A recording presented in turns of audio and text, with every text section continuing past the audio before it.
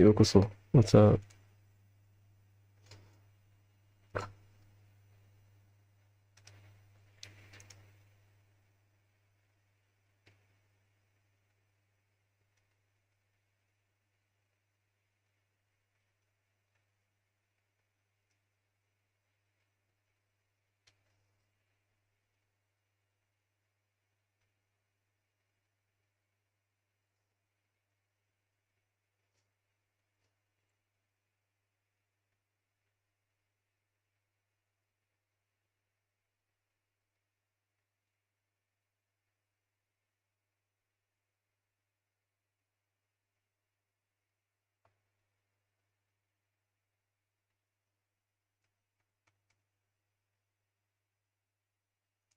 We'll do event today. Apparently the story is about 2 hours. I'm cool with that. I cannot condense my resin because next week is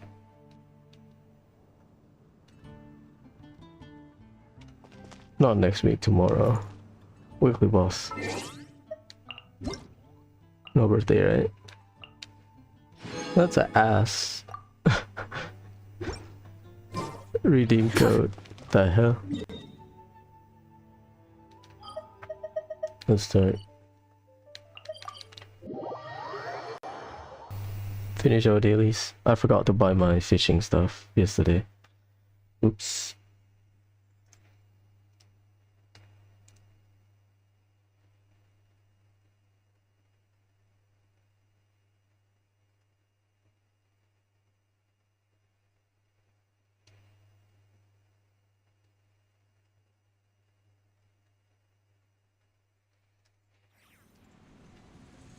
Apparently the event is shorter than usual, which is fine.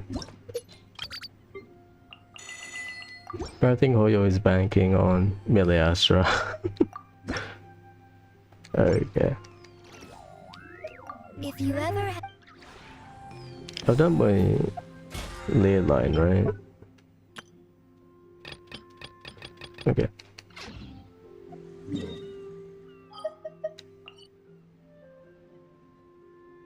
Let me go here first. Yeah, I play Currency War off stream. Higher difficulty, they just bulky. You know, things are sad when your highest DPS deal like 1.5 billion damage.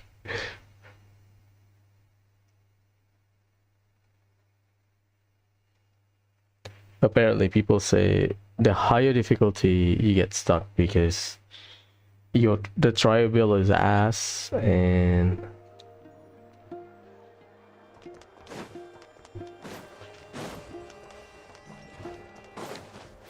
you're kind of stuck with it. There's a lot of RNG as well. Ah, shit. Apparently, a lot of RNG. I feel it. I mean, it's fun, I guess, at certain difficulties. After that, you just... Why am I stuck though?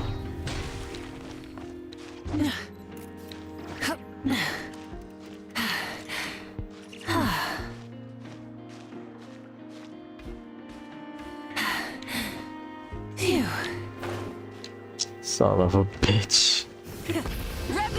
I don't want to make a turn.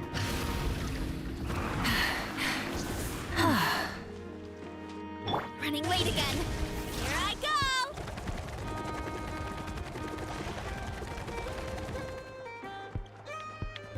go. There's no hole.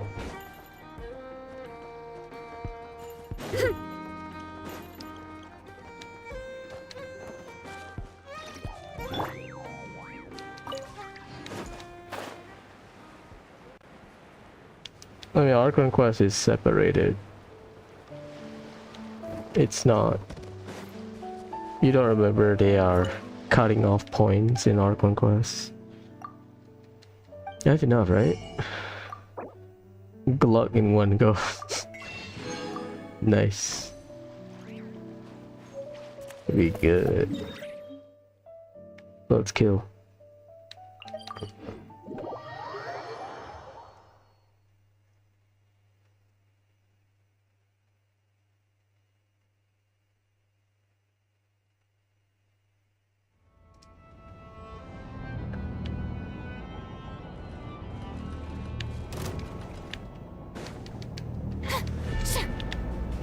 A dash of rock. Yeah, look out below. Nice. Here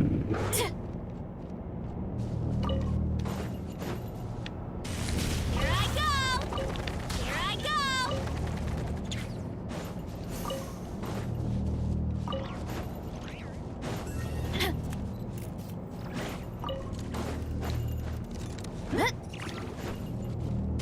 Today we farm bugs. Use the force authorized. Light it up. Yoo-hoo. A little amuse-bouche. Hi. Intel. Send.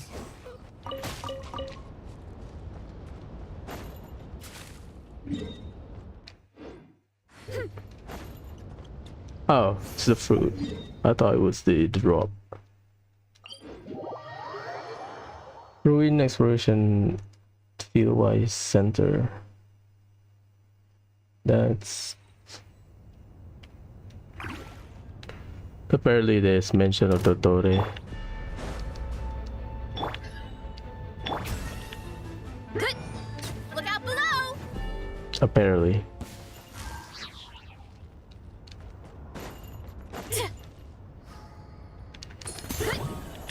Hero incoming. Charge. Yeah. That bozo. Give me the blank spot early, please. Hurry up, Grassa. Thank you. Easy.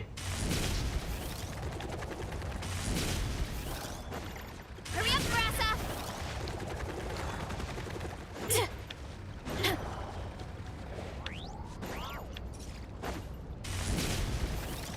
Running late again.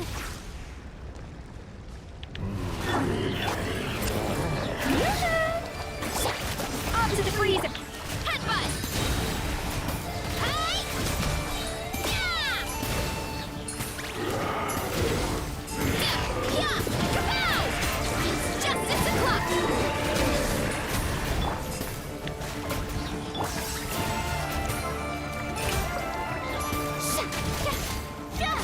Oh, you cannot stall it with freeze.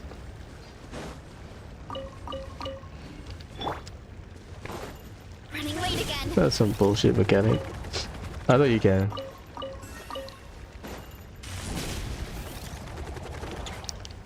Like, if you keep freezing the boss, then the boss cannot revive and renew its HP. That's bullshit. I'm sure we will get a boss version of it so that Hoyo can put it in the Abyss, like Papilla and the Mimiflora. I can smell it. Now, Shower me with praise. A dash of frosting. Boost. Look out below. Charge. Yeah. Good. Hero incoming. I can smell it.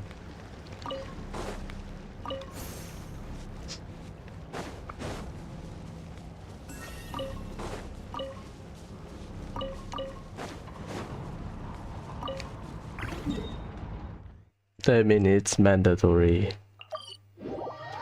Lunar reaction, ascendant gleam.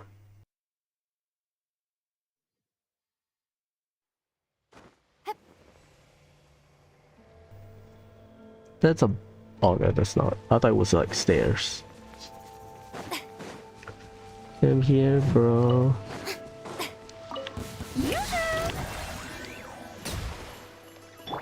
Burn it down. Hurry up, Grassa. Smash down. Get him.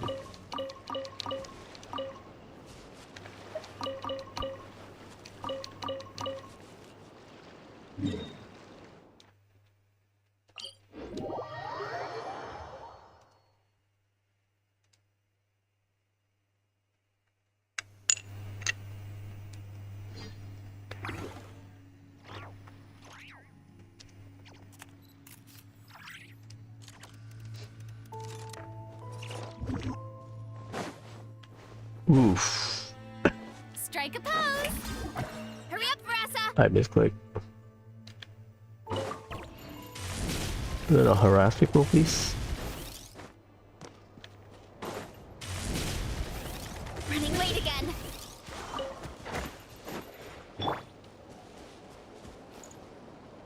Let's see. Try and stop me. Ah, I cannot punch.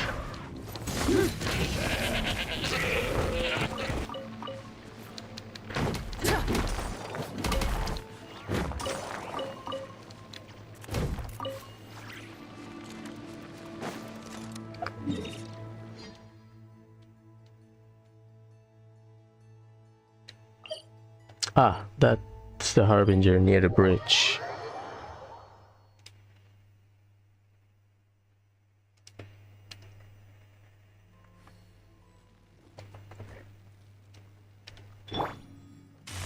Hurry up, Rasa. What?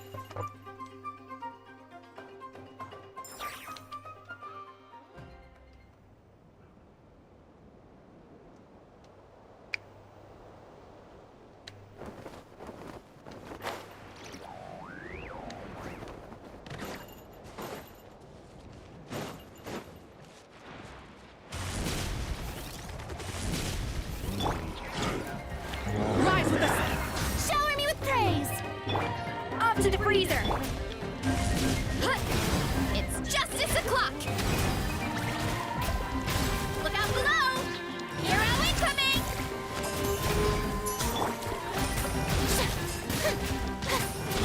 Burn it down!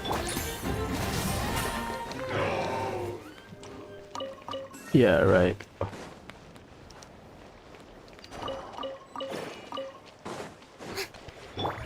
Time out.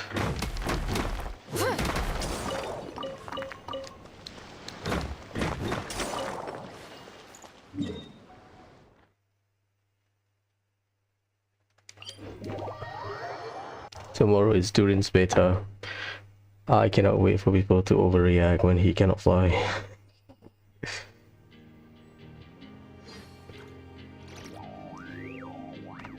Because we overreact to everything. Oh my god, what do you mean, Hoyo? Dragon cannot fly, he has a wing. Oh my god. Come here, bozo. Light it up!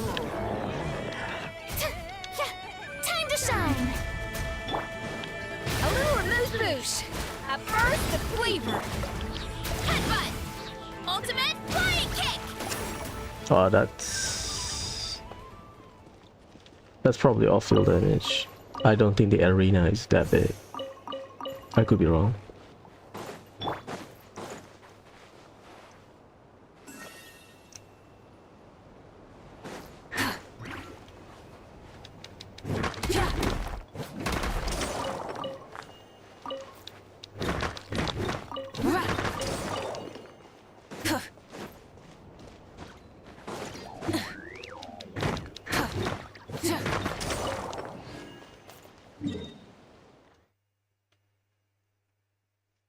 Selene Chronicle.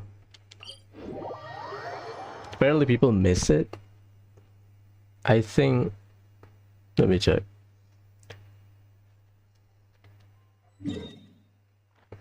Yeah, there's no icon notification. Let's just say here, right?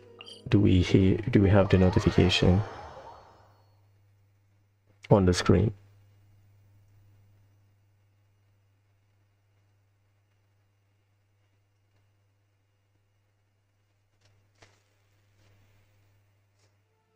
Oh, you're dripping wet. That must be uncomfortable. Let's take a break. I'll use my fire to dry you off. Okay, doesn't show. Fair enough.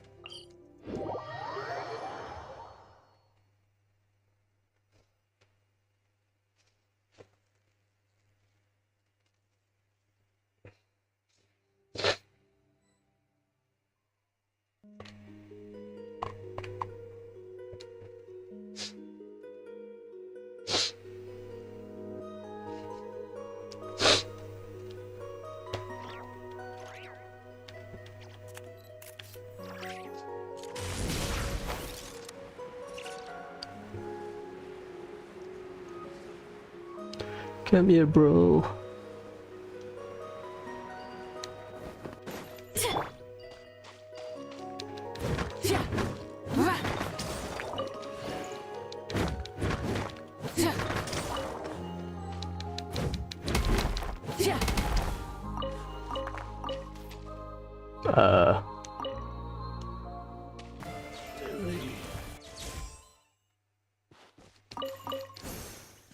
Even better, I got disconnected.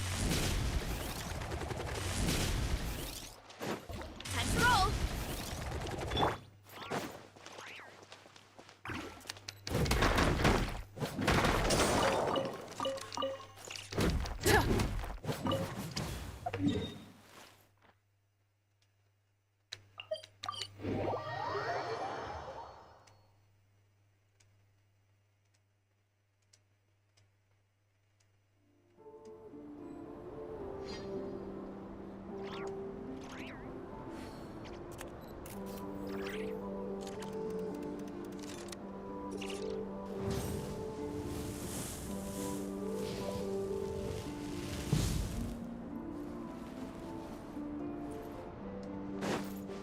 My plan is, once I get Columbina, I will collect that Lunoculus on her statue, on the hand. I think you can see it.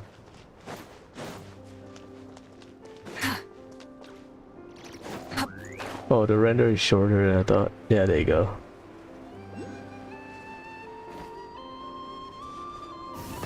Once I got her.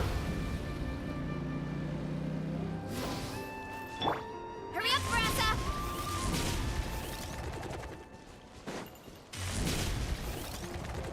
Is she talking to the bird or library? Library.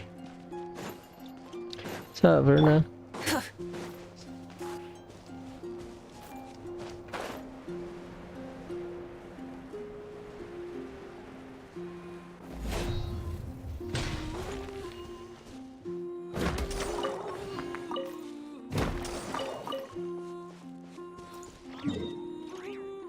Cool. Ah, shit, ley line.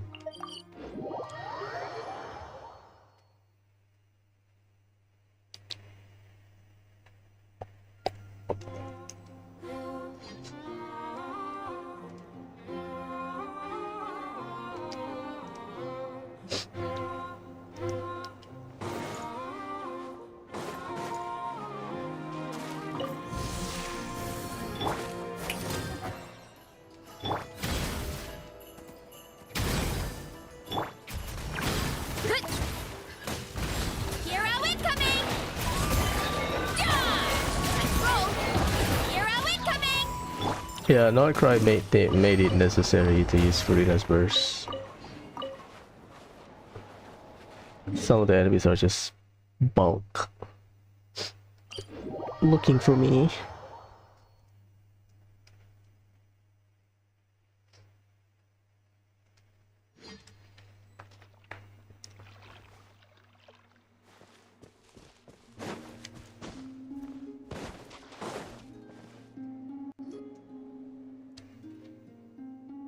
Are they playing? That's cute. 1, 2, 3, 4, 5, 6.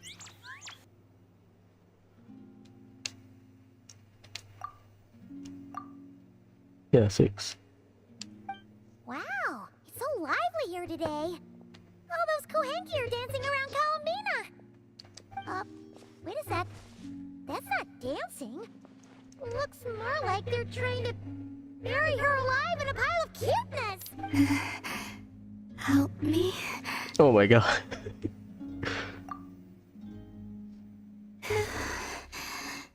Thank you. Is this bullying? Why were the Kohenki acting like that just now? They're not usually that energetic, are they?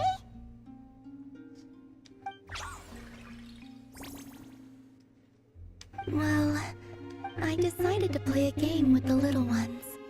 And it seems they became quite invested. Ah, fair enough. Crowding around you like that after playtime? Kinda like puppies, aren't they? Only this time, Their gratitude felt more like getting caught in an unexpected snowdrift. You say that, but Paimon bets you never pass up a chance to spoil them. Puppies. I mean, yeah, fair enough.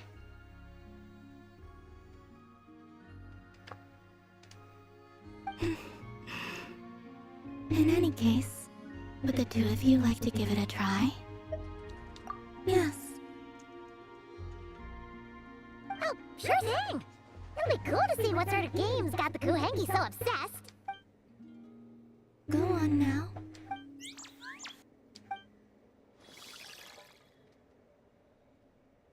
What do we got?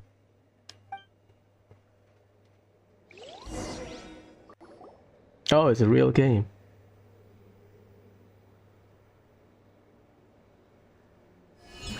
All you need to do is guess the image. That's a chair. Huh? But it's way too abstract. Did you actually manage to get the right answer when you played Columbina? No, that's why I got jump. No, I guessed wrong more often than not. See? Huh. Well, Paimon's gonna quit while she's ahead. Why don't you take a guess, Traveler? Oh, it's a constellation. Rhyme deer.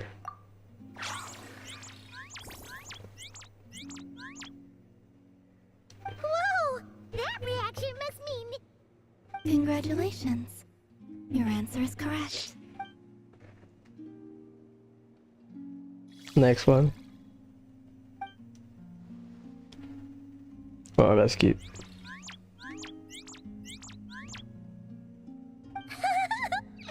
Guess this bean's pretty good! The Kuhenki have taken a liking to you. I can feel it. They are at ease in your presence. Is it because of Moon Marrow? Just as rhyme-horned deer fawns are given to bathing in the moonlight, so too are the Kuhenki drawn to that which radiates from your heart.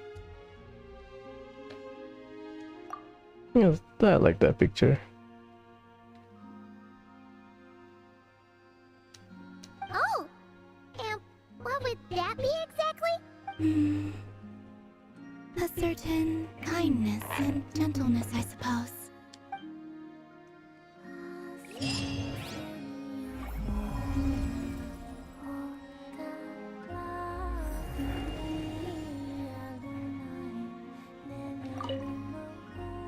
If you'd like, you're more than welcome to play with the Kuhenki again sometime. Fair enough.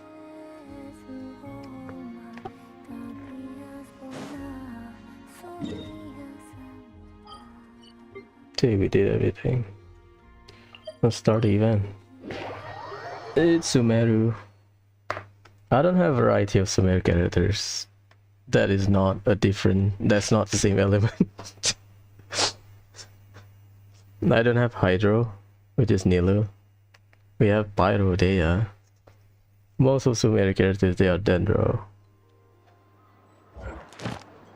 Which is... Let's funk Talon Bow first, I guess. Because tomorrow is Monday, we have weekly boss. I guess I have to condense my resin.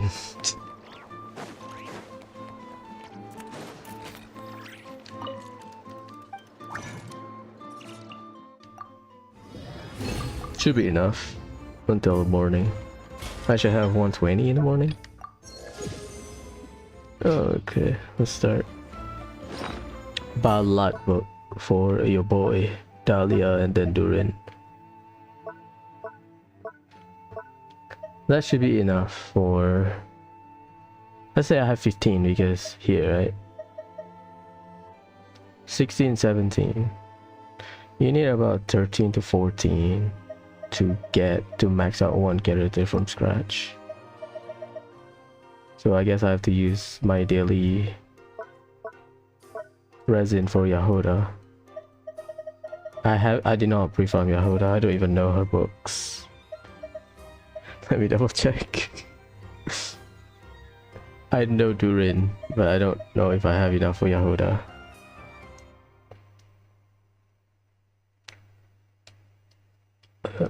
Character, weapon, artifact. Because if I have some, I'm good. Wind threading. What's her name? Wind threading shadow. Yeah, wind threading shadow.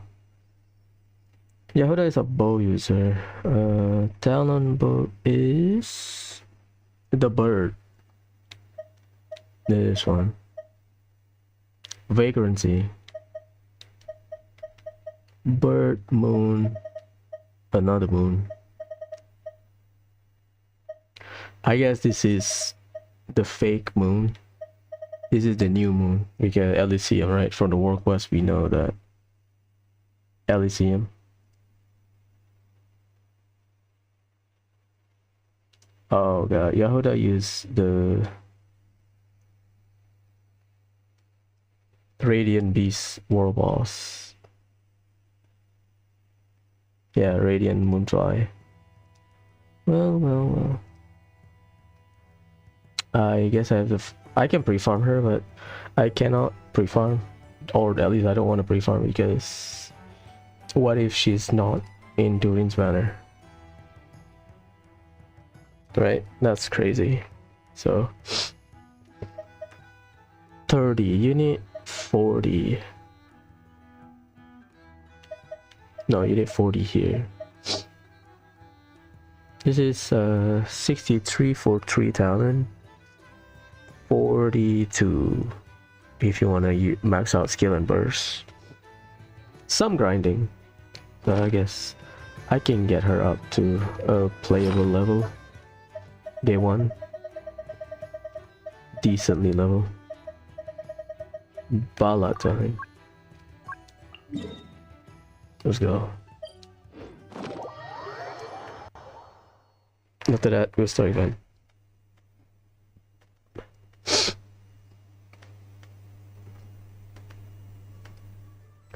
I mean, this team is fine. Except it's coffee, eh?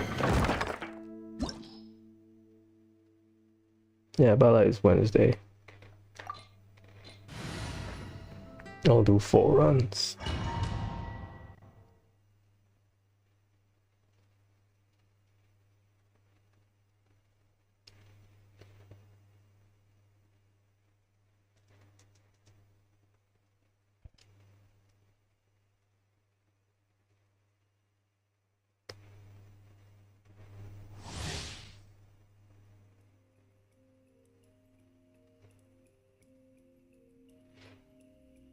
%75% pyro damage, yeah.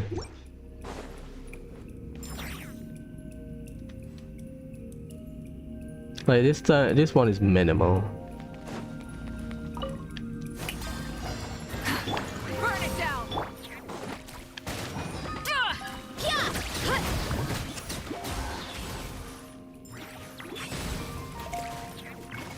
I just venti them.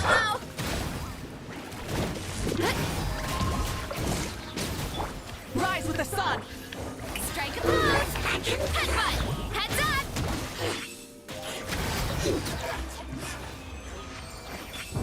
up! All these all my conventions in 4 runs. Either way.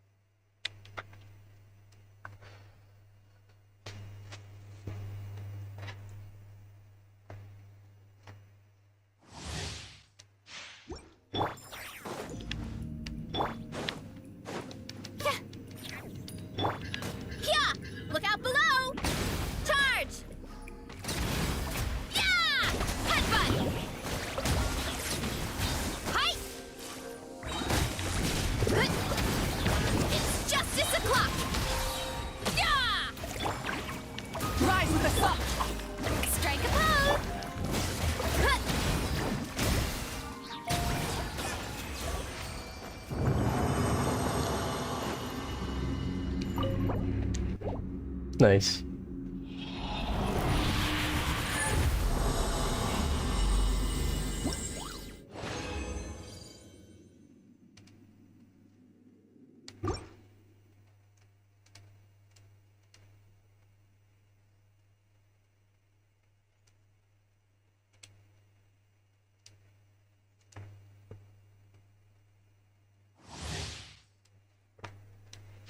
Oh yeah, I should farm for the weapon as well. Event weapon.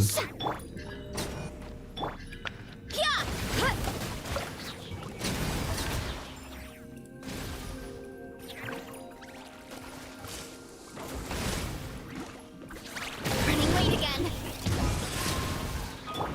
Burn it down!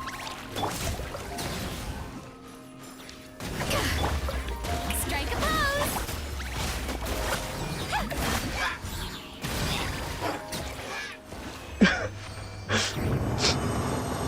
That's nice.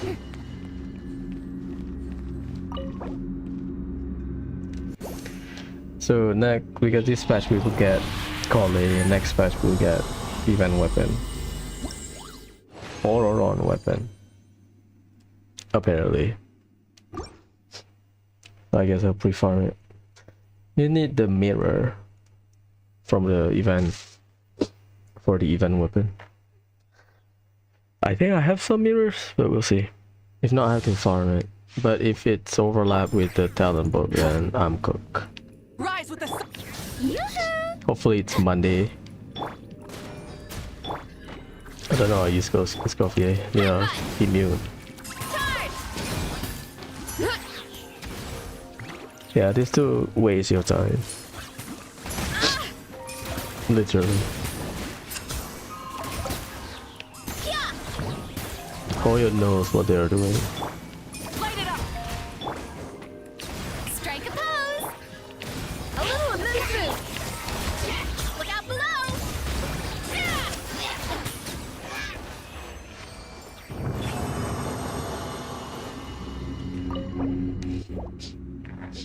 Very good.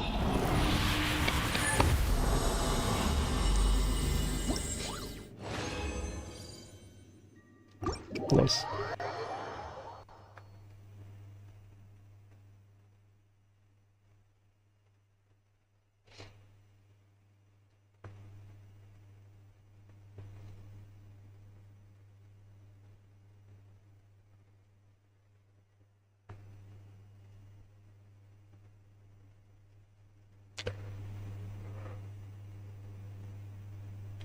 So the event weapon, you will need the Mimiflora material. You will need the Fatui material. For weapon ascension material, you will need the mirror. This one.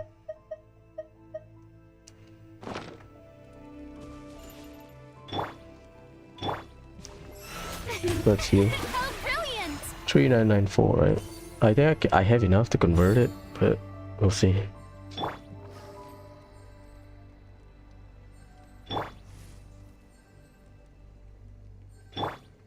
I don't remember the event for next patch. Where are we going? Let's start event. Where is the location? Okay, I can go through the area.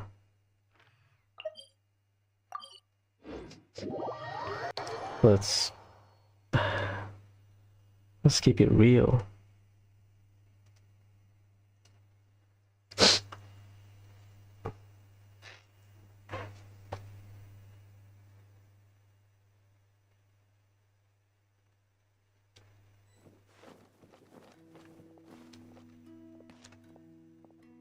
Yeah, PS4 missed some dialogue, I guess. Things happen.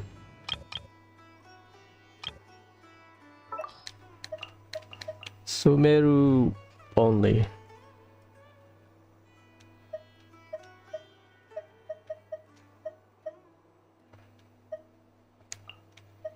I need Aida. That's too many Dendro, to be honest. Dea? Oh, Dea's a good one. Ooh, Dori. Yeah, Dori's cool. Do I have Hydro Sumeru?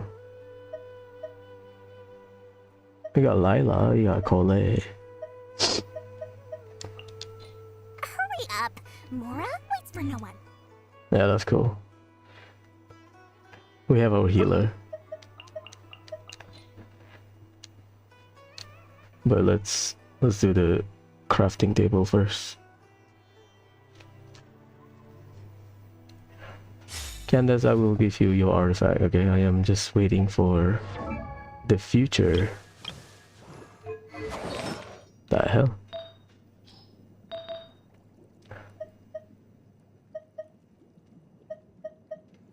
I'm waiting for the future support.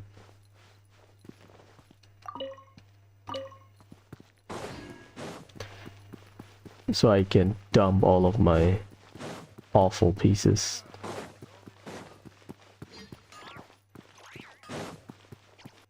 What's up, Kimia? Kimia is just chemistry in certain languages. Because I've met Kimia, Kimia, which with an A. It's just funny. So mirror, right? 3994. Brother, I'll hide down, please. I'll save like 9. Thank you. 3994.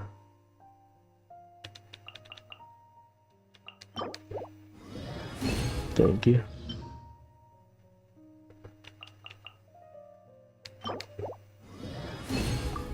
Nice. My body is ready.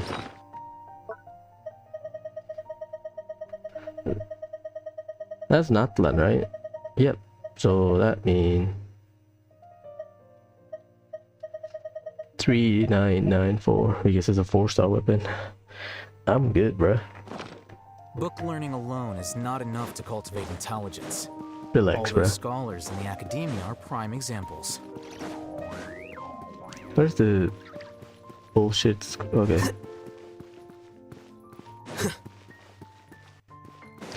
Let's start the event. Returning once more to Sumeru, you reunite with old friend and set out to investigate strange incident deep within the desert, and it's Lila upside down. Keep calm and carry on. That's, you know, Madame Faruzan, huh? Let's start. It's been a while since I climbed Sumeru. Is that inside the academia? Oh wait, let me find character's location.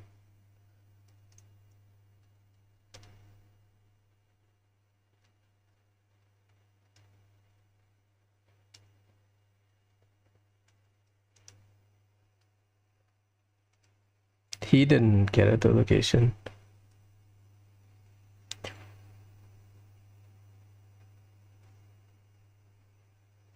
Gandharva Villain Aru Village. Day 1. Perfect. Be good. Let's start.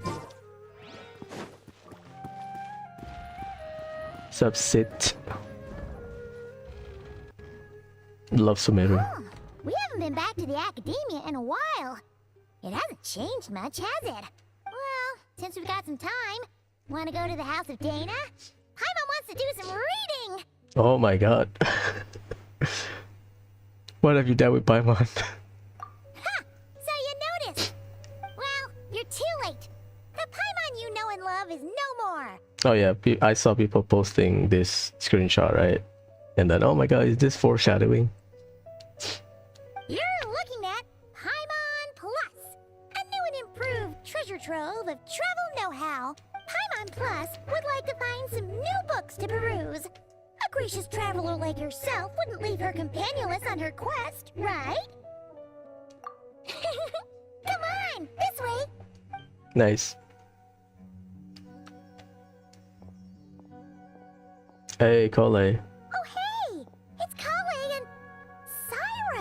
Remember reading the letter from Cyrus in Nefer's story? Yeah, Cyrus has always been exemplary when it comes to the way he approached education. Whoever you are, he's willing to fight for your right to learn. Wonder what's going on. Let's go see. Well, you know what they say? Learning is a lifelong quest. What? Which means there's always another chance to read a book. But you never know when the next chance to reunite with an old friend will come along.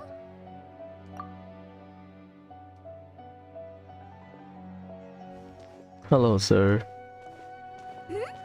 Traveler, Paimon? You're back in Sumeru?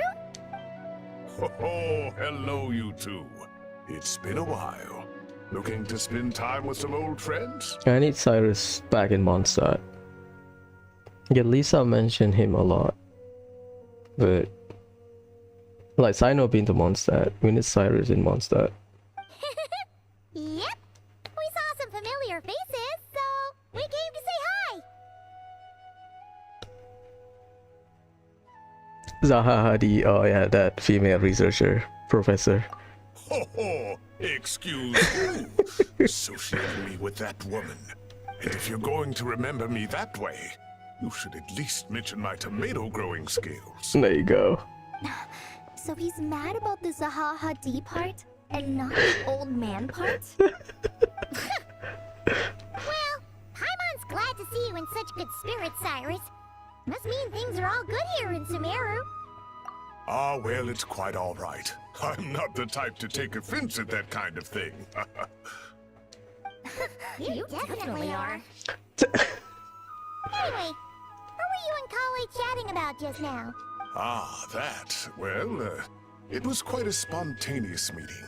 I was leaving the sage's office when I spotted Kole in conversation with a Mahamata, and it looked serious. I thought something bad might have happened, so I hurried over as soon as the conversation ended.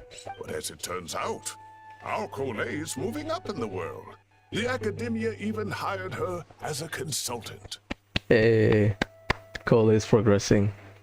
Consultant, huh? Wow, that's incredible! I mean, she's a student officially. Oh, it's nothing, really. Look at that, so humble. Takes after me, she does. Not at all. Not at all. No, wait. I didn't mean that to sound like I don't think you're humble, Mr. Cyrus, because of course you are. I just, Yeah, she has that nervous breakdown. Oh, well, I wouldn't even call myself a consultant. I'm just helping out. Now that the new semester has started, a lot of students and scholars are doing fieldwork for their research. Okay, so that's the plot. We found some ancient civilizations stuff during one of those fieldworks. But it can be dangerous for those who don't have a lot of experience in the wild. So, the academia is planning to establish an agency that provides guidance on outdoor survival and rescue for people who need it. Establish an agency to provide guidance on outdoor survival, rescue people who need it. Because previously in Sumeru, if you want to go to like a dungeon or whatever, you need to hire escort, right? Oh, Paimon gets it! So, you're here to explain rainforest survival as a representative of the forest rangers. Yeah, pretty much. Of course, when it comes to tips on deciphering mechanisms for defeating monsters, that's for people who are far more senior than me to handle. And speaking of which, since we're short on manpower, the person in charge at the academia said we're still accepting newcomers. Work. If you're interested, you're welcome to join and share your insights. Ah, seizing the moment. Well done, Kole. Recruiting someone as capable as the Traveler is a great idea. Oh, and just between the four of us, the academia has set aside a generous amount of funding for this project. I'm in. I'm in. Well, since Kale's thrown her hat in the ring, we should help out too. What do you say, Traveler? Great! We're all supposed to meet up in Aru Village later, so I guess we'll regroup there. I was kinda worried, since Master Tainari isn't around to help this time, but now I feel much better. Yeah, even if you don't trust the Academia's eye for talent, you can trust ours for sure. And mine, of course. I have as good an eye for people as I do for tomatoes. Well, there you have it. Thanks, everyone. Oh, speaking of Tainari, how are things with him and the others? Good, thanks. All the forest rangers are doing great. Oh, but Master Tainari did mention that Sino and Sethos were heading to Gandharvaville. I'm not sure if it's for work or something else. So the forest people going to the desert people going to the forest. Huh, knowing them. Could just be to play some cards. I'm not sure. Apparently Sethos is bringing someone else with him too. Scaramouche. But with my academia commitment, I didn't have time to ask for more details. Huh. Well, now Paimon's curious. Should we go check things out, Traveler? Sure. That's true, and I'm sure they've missed you. Now that is how it should be between friends. Getting together to play cards or enjoy a meal. Yet here I am, stuck with Nephis, who only ever calls to talk about research. Well, I won't delay your reunion any longer. Until next time. Goodbye, Mr. Cyrus. Take care. Alright, I should probably get going too. See you later, guys. Come find me in Aru Village when you're ready. Looking forward to seeing you shine, colleague. Return from the mysterious realm. Oh boy. I guess you have to go to Gandharvaville. Ooh. Is that Ashuru?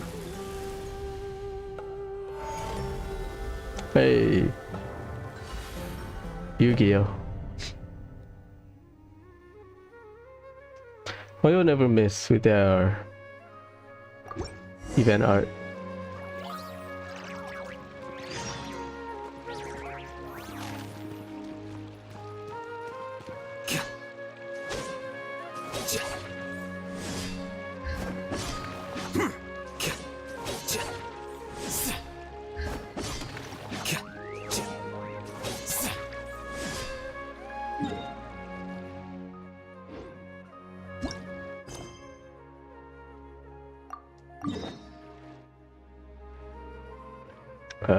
I have to walk, right?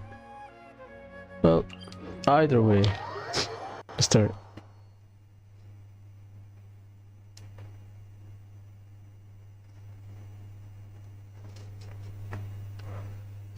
They said, well, not they, Cole said they brought The someone. scribe's work is simple.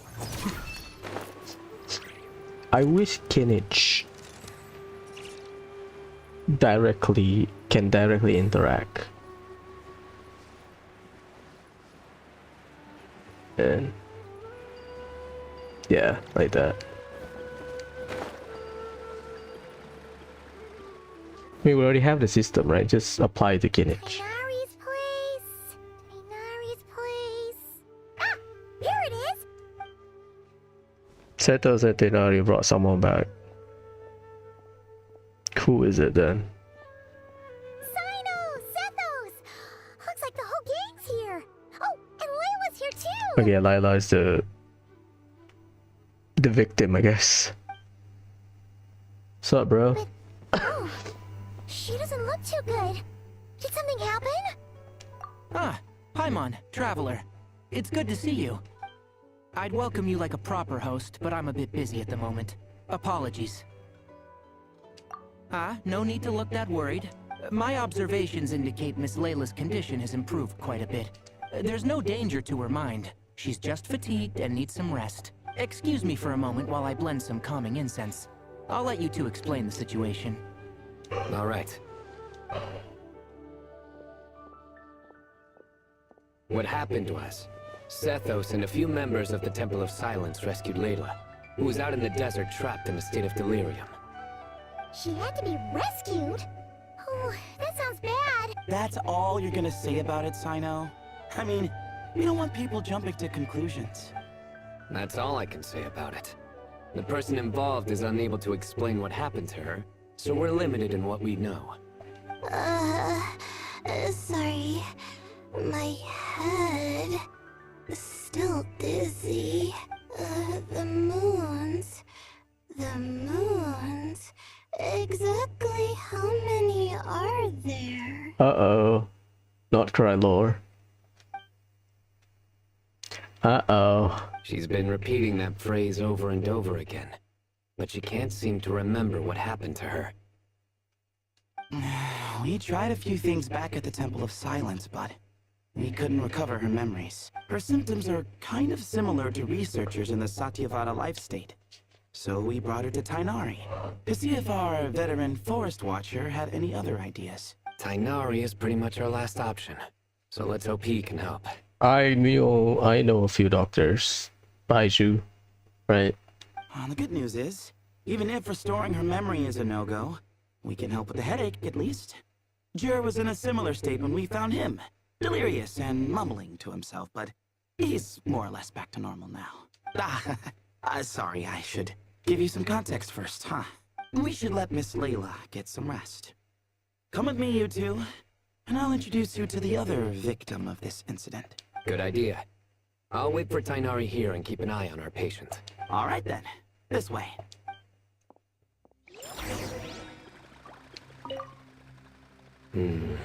Something strange is going on.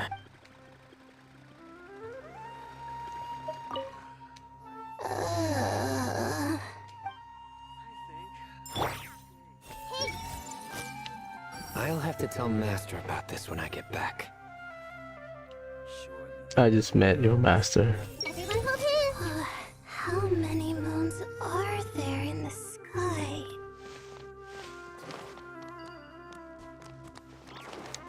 Down there?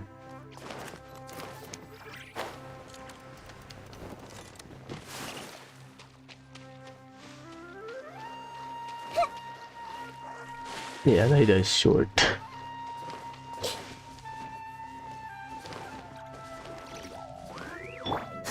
Sorry, Naida, no offense. The hell?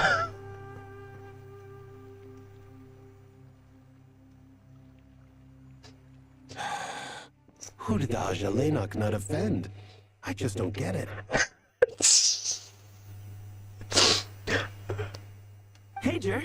Still musing about Ajilenok nuts, huh? Want me to have Sino come over and tell some jokes? Might help distract you. No. No need. I'm done. Oh dear. Another master of puns. One of Sino's card buddies, actually. Thanks, bro.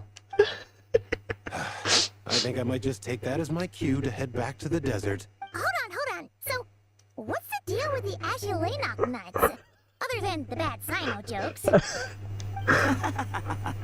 We'll get to that. But first, introductions are in order. This is Jur, a member of the Temple of Silence. What's up, bro? And you remember the Traveler, right, Jur? Yep. Of course. I'd never forget a participant in the Rite of Duels or the hero who saved Sumeru. Awesome. Could you go over what happened to you one more time, Jur? Our valiant hero is gonna help us get to the bottom of this. I am. Might as well join since you're here, am I right? I got job, bro. I agree to help Kole. Just hear him out. You're gonna want to uncover this mystery once you do. I bet on it. Well, I was on an expedition in the desert not too long ago when I got caught in some quicksand. Later, it became obvious it wasn't normal quicksand because instead of sinking to my death, I fell into an undiscovered ruin. In my panic, arms and legs flailing about, I suspect I touched some things I shouldn't have. Because in that brief moment, an enormous amount of information came surging into my mind. I would hesitate to even call it knowledge, because my brain had no capacity to process the information. To use an analogy, it would be like trying to stuff thousands of Ajalenok nuts into a small water skin without it bursting. Sorry again with the Ajalenok nuts, I know. It's fine.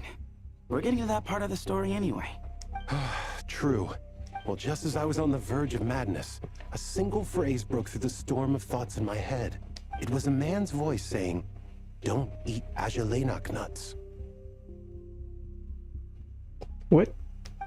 What? I I know it's hard to believe, but that's what happened. I was saved by the phrase, "Don't eat Ajalainak nuts." I'm not sure. I'm not even certain it was a man's voice. It's hard to remember now that I've been repeating it so much myself. Anyway, the good news is, I no longer feel like my head is going to explode. Of course, the bad news is, that phrase has been stuck in my head for the past few days. Wow. But doesn't it have the opposite effect? Like, the more you say don't eat it, the more you want to eat it? Yes, that's exactly right. Whoever the voice belongs to, I don't know what his deal is with those nuts. Well, the world's a big place. There's bound to be people who don't like sweet stuff. I suppose. Strangely enough, I'm starting to think the voice belonged not to a man, but a cat. Huh. A cat? How? So I think it's Ashru. That's the question, isn't it? What would a cat be doing in an abandoned ruin like that? Or another cat that is like Ashru. Just as my mind was reaching its breaking point, I could have sworn I heard the sound of a cat guiding me to exit. But when I came to, all I saw was endless desert, and Sethos shaking me in a desperate attempt to wake me up. I'll admit, it was pretty terrifying seeing you like that. Staring off into space and mumbling about Ajalainak nuts. That's you sure funny. don't sound terrified. Sorry. It's not that I don't care. It's just kind of hard for rambling about Ajalainak nuts to sound menacing. Now, what Layla was saying, on the other hand, that is much creepier. Exactly. The unknown is what breeds fear. Ajalainak nuts are familiar. But the moon suspended above us at night? That's about as foreign as it gets. Well, we don't know that for sure. There could be a whole other world inside an Ajalainak nut, with a moon of its own. Huh. I guess. Ajalainak nuts are not to be underestimated. Right, yeah, of course. Won't catch me disparaging the mighty Ajalainak nut. No, sir. Huh. So, a similar thing happened to Layla then? Yeah, I think so. I was in a hurry to rescue Jur, so I put a marker on the incident site so we could go back and investigate. When his condition stabilized, we doubled back around to check and... Exactly. Multiple victims with the same symptoms at the same location. It wasn't hard to conclude that something is seriously wrong with that place. So, after we got Leela out of there, I had the Temple of Silence put up a warning sign at the scene and send patrols to watch the area. Oh, you can see the quicksand in the middle of it. Speaking of, Sino, Tainari, and I are going to head back there and investigate once Layla is stable. So as per usual, you're here just in time. That's for sure. But there's another reason I want Sino and Tainari involved in this. Because the story doesn't end there. Right, Jer? Oh, yes. Where was I? The Ajalainak nuts butted in and I... Right. Yes. The cat. As I followed the cat noises, the voice said something else. So, there are those from Tula who still endure. I thought that was strange, of course, because, well, was the voice referring to me? Records of my ancestry are rather sparse, so I'm not sure if my bloodline even traces back to that place. Tulatula. That's right. The Temple of Silence's place of origin. That's right. And the home of Tainari's people. Plus, Hermanubis, who Sino and I both share a connection to, was one of the city's founders.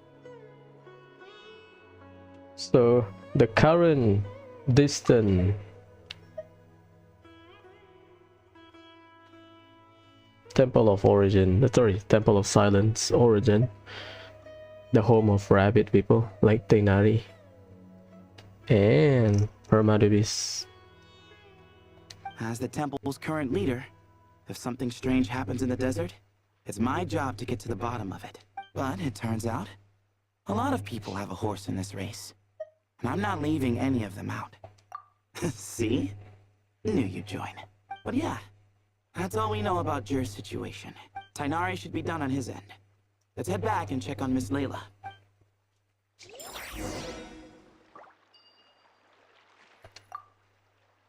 There are records in the Temple of Silence that speak of the ancient desert people's love of raising cats. Perhaps I encountered some ancestral cat spirit, long since passed on. That could be. But we know one cat that is housing the spirit of another King Deshret's follower. The more I mention Azulay Knocknuts, the more I want some. I guess she's guarding.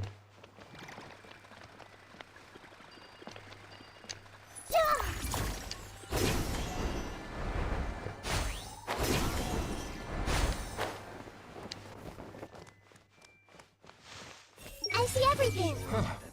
I've never seen these symptoms before. Everyone hold hands. I'll have to tell Master about this when I get back.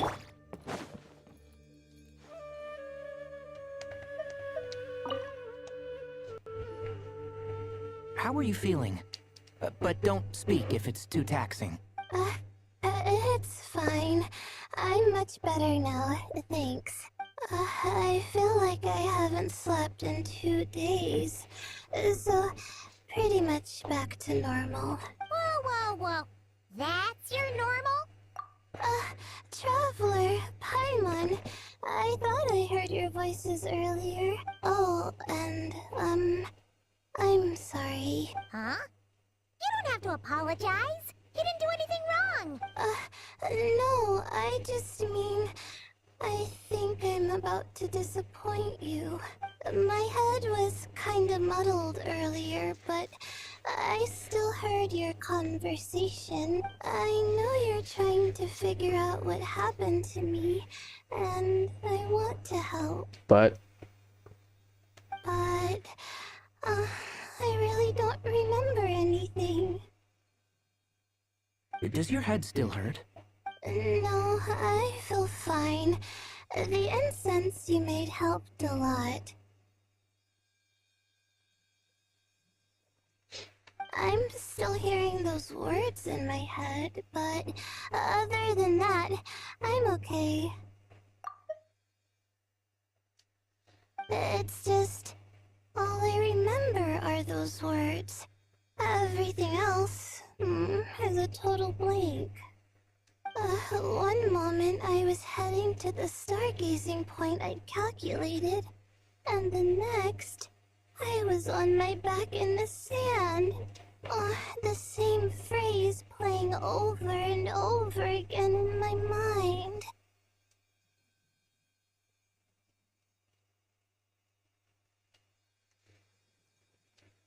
so she is going to the next spot to stargaze, and How many moons are there in the sky? Sethos, did your friend Jur suffer from memory loss too? Not really. His memories are blurry, but there aren't huge gaps like this. He remembers touching something. Someone talking, a voice mentioning Tuletula, and hearing a cat lead him to the exit. A cat. Did you hear it too? Huh? Now that you mention it, I think so. It was so soft. I thought I was imagining things. Which means, at the very least, what the two of you experienced while escaping the ruin is consistent.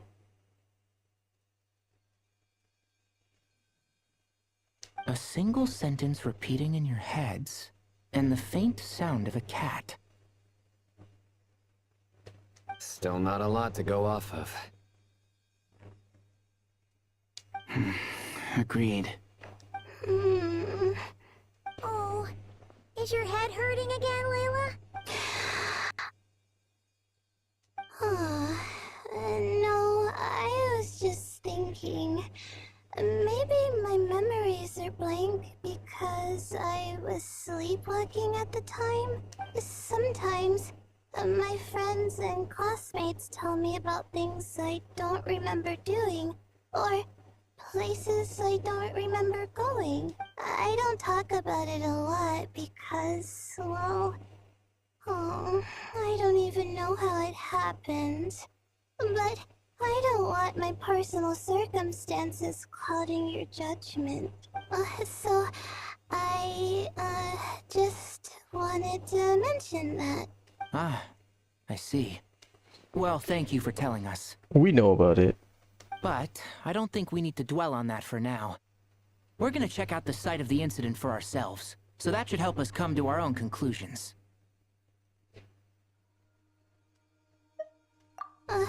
Okay. Then could I come too? Oh, I have to know what happened to me back there. Sure, but on one condition. You need to be in tip-top shape before we head out. If your condition isn't stable enough before then, we'll have to figure out something else. Of course. No problem. Well, I'm more concerned about Tainari.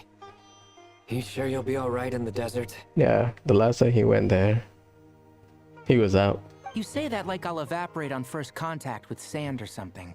Call it curiosity. If this concerns my ancestors, I want to figure out what's going on. Anyway, as long as I take things slow when the sun's out, I should be fine with the right preparation. Bring water, bro. Besides, it's a good idea to have a doctor on hand in case of emergencies. What if the doctor pass out? So long as our doctor doesn't become the emergency. There you go. Well, if that happens, I suppose I'll just have to rely on the kindness of my entourage to haul me back home. Alright, well, that all sounds good to me. Let's meet in 2 days like we agreed. Jer and I are gonna head back to the Temple of Silence to do some research in the meantime. See you in a couple days. Sounds good.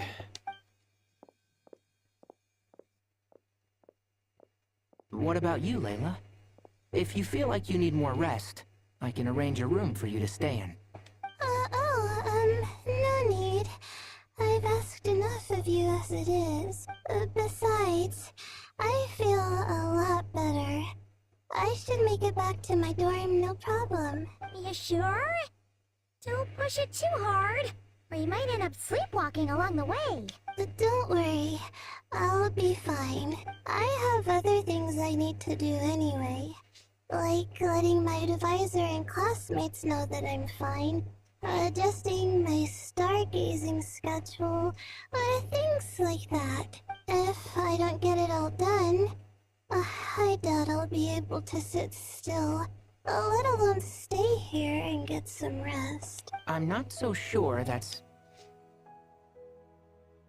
a much better idea. Thank you, Traveler. Of course, if anything starts to feel off, come back for a checkup right away. You'd better listen to him, Layla, or he'll feed you tasteless slop as a punishment. Punishment? You're the one who caught a cold. You're supposed to eat light when that happens. Besides, with your nose stuffed up like that, you couldn't taste anything to begin with. Huh. Is that so? And here I thought it was an in-taste to no issue. Oh my god. Should have seen that coming. You're off the clock, so now it's time for puns, huh? Oh, brother, not this again. Don't worry, Paimon. I understand. If you want me to stop, then... Here we go. Then? Oh, Paimon, you bite it. You'll have to call a plumber. Tell them someone's got a pipe down. Damn it. This is getting more insufferable by the second. I told you. Put a sock in it already, please.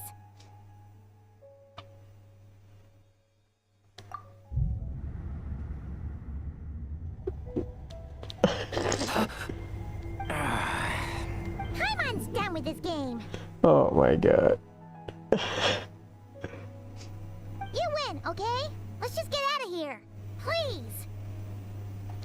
All right, you stay safe. I'll try to stay sane. What? It seems your jokes have improved with practice, Traveler. Thanks, bro. Happy about that? Absolutely. Finally. Someone to share the load. You know what? Akalé's helping out the academia, but I haven't had the chance to check on her. Why don't you do me a favor and go do that? Hold on. I thought you were having me over for dinner.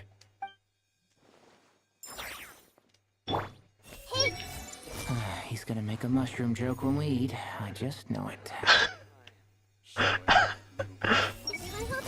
Tainari should make something with mushrooms later. A fungus for a fun guest. I do it.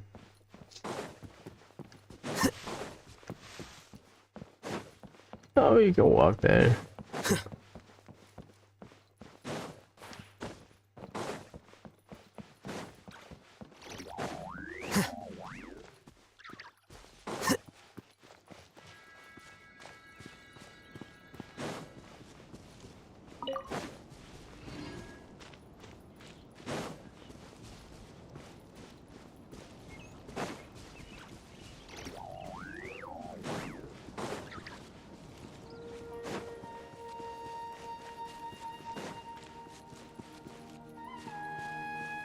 $300 meters.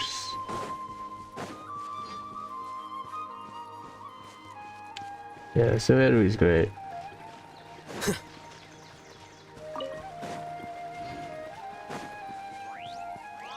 I think the desert ruined the perception. The jungle area are great.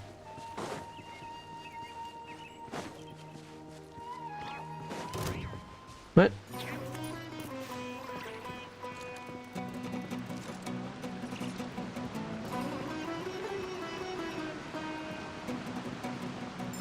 Nah.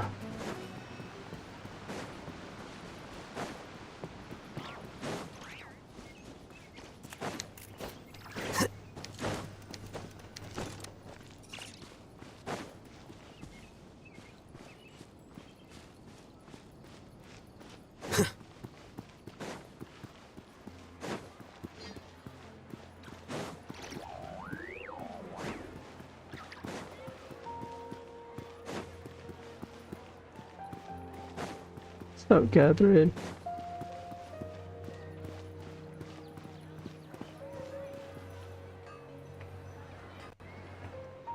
Moons. Azulenak nuts. Moons. Azulenak nuts. Are the moons going nuts? Oh no! Looks like Paimon's caught the brain bug too! She can't stop thinking about those two things!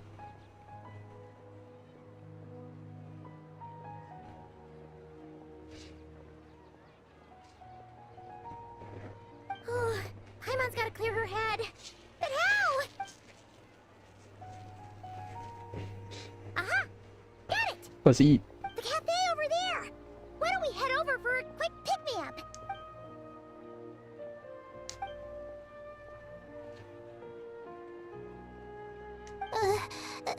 Sorry. I feel kinda tired all of a sudden. Lila altar. Wait! Is it because of all Paimon's muttering just now? Oh, sorry. The coffee will be Paimon's treat, okay? Hey! You make it sound like Paimon's stingy or something! Huh. Well, she'll just have to show you her true colors. Yeah! Starting now! You sit tight and take care of Layla, Traveler. Paimon's gonna get us some snacks and coffee. Be right back. Don't go anywhere in the meantime. She's pushing herself again as always. Yeah, Lila altar. Saw right through me, huh? I apologize for the sudden emergence, but I didn't have any other options. Well, that's true. So, for our sake and your safety, allow me to fill in the gaps in her memory. I wonder if Hoyo will make something permanent that kind of solve Lila's story. Because we got it for Bennett eventually. Bennett's bad luck, and then we got his background about Natlan, right? He went from the worst luck to the lucky one or whatever. So at least we got a permanent content with conclusion for Bennett's story. I wonder if Lila will finally merge, or maybe that's the intent. They want Lila to have this sleepwalking alternate persona type thing. That's right. Layla was already in bad shape, stressing about her new study topic, focusing on the stars instead of her surroundings. By the time she realized the danger she was in, it was too late.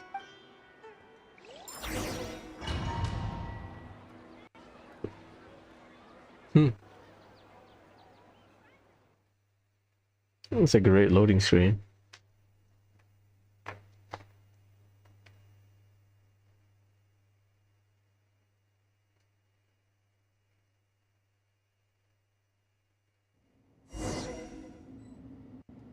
Domain. Quicksand near the ideal viewing spot? Wasn't expecting that. Looks like Layla's been under a lot of pressure lately.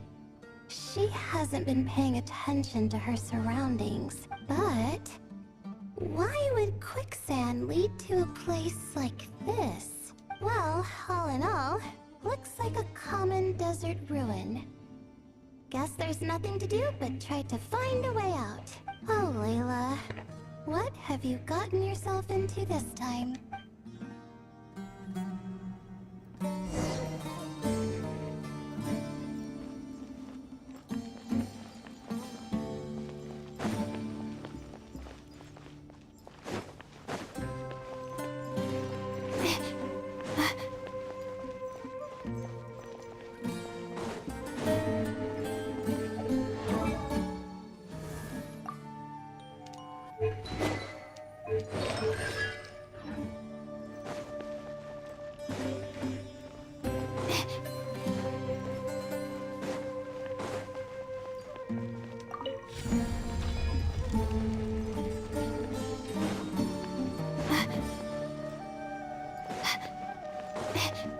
If you are stuck, just turn on every switch. Oh.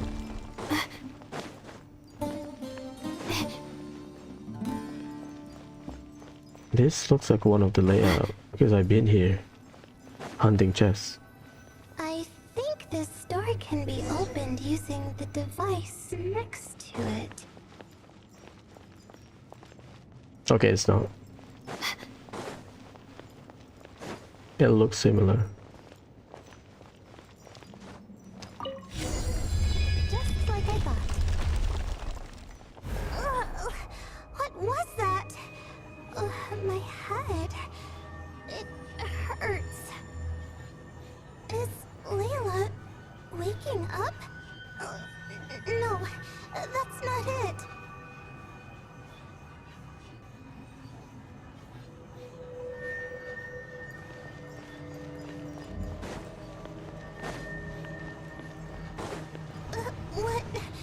What's going on? It's too much. Even the map layout. I don't understand. Information overload. The ground is... Where am I? It's spinning.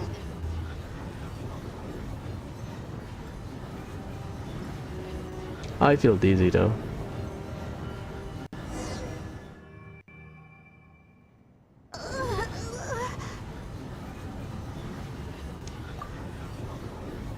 Big brain Lila.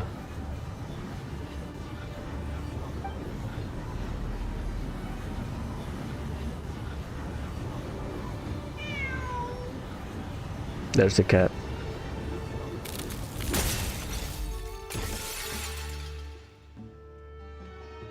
How many moons are there in the sky?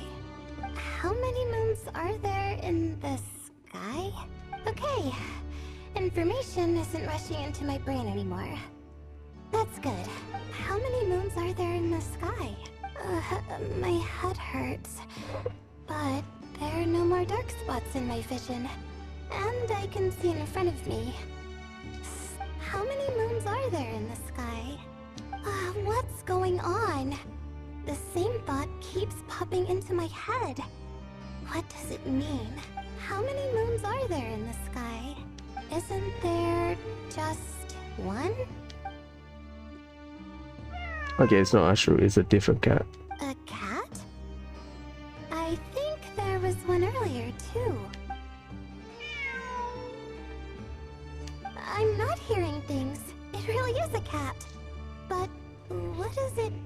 around here. How many moons are there? No! Stop it! Does it want me to follow its cries? Well, it's not like I've got other options. Come on, Layla. You can do this.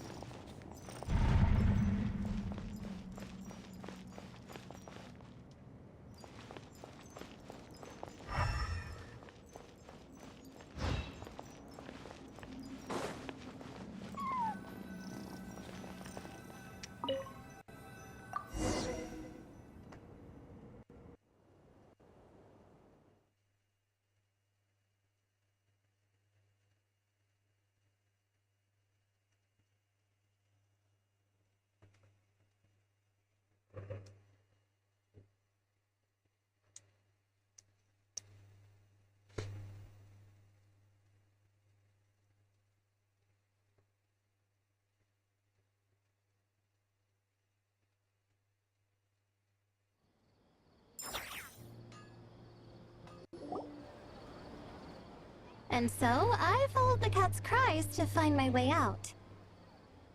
It was quite a kind creature. It didn't even leave until the other me started to wake up.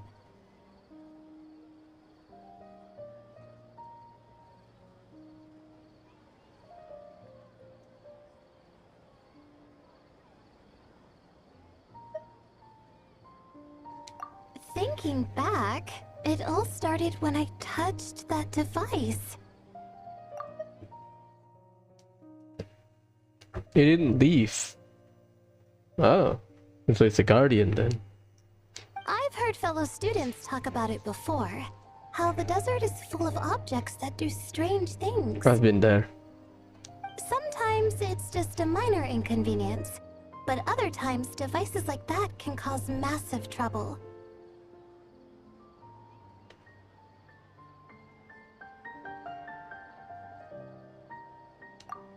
Of course. I forgot how much adventuring experience you have. Madame Faruzan got stuck as well.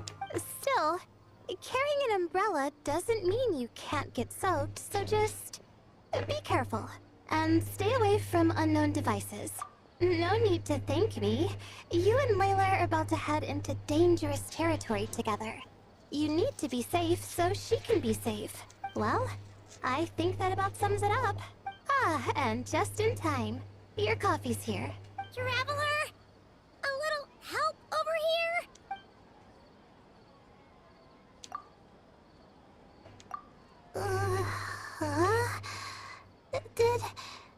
Did I fall asleep? Wow! Paimon didn't even know she had such an impressive skill. Does that mean since Paimon bought this coffee, it would just make you sleepier? A beverage that puts people to sleep. Better saved for work hours, I think. What's up, bro? What? So you can nap on the job? Who does that? Huh? Oh. I'll hide on birthdays letter. Always mention about Paimon. He will give us like talent book so that if Paimon read this, one day you can enroll into the academia. It's just funny. They are dynamic. It's funny. So Merak. Beep boop. Oops. Oh, hey them. Kave. Nice to see you. Oh, and you too, Marak.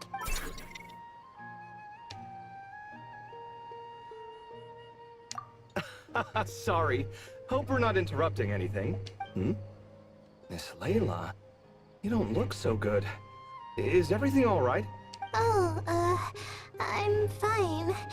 I was sleeping just now, so I'm still a bit... Ah, I see.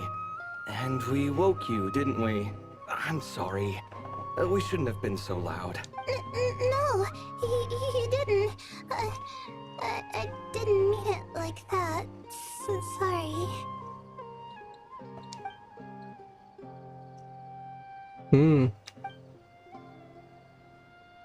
Wait, where are you going? You just got here. I'm going to do what I came here to do. Which is? Buy coffee beans? Oh my god. Huh? You're going too? Marak! No, it's not Mehra, it's Marak. Fine. Run off with him. See if I care. Oh my god. Well, looks like I get you to myself. It's been a while, hasn't it? How have you been? Same old, same old. So, a busy life of adventuring for you, and a busy life of academics for Miss Layla, is that right? Oh, is something wrong? Ah, the desert's not always the friendliest place, that's for sure. And from the look on your faces, I'm guessing this problem's not resolved? Don't force yourself to talk about it, of course, but I've worked on several projects in the desert before, so if there's anything I can do to help, just say the word. No, I don't have anything to hide. It's just complicated, so explaining might take time. Ah, well, lucky for us, I've got that in spades. Bro just done helping us by building that thing in Nograi. Yes, you have been quite sedentary recently. Oh my god. Excuse me? I've been going about work as normal, thank you. And, might I add, you do way less work than me. I do the amount of work that is required of me. Oh my god. Ah, yes. You and your stellar work ethic. The stuff of legends. Oh my god, you gotta fight again. No, now look what you've done. I've lost my train of thought. Where were we? Desert. The problem in the desert. Wait, you were listening earlier? Oh, we're giving the silent treatment now? Mature, very mature. Continue, Miss Layla. I'm curious as to how this incident unfolded. What did I tell you? This one doesn't have enough to do. Alright, well...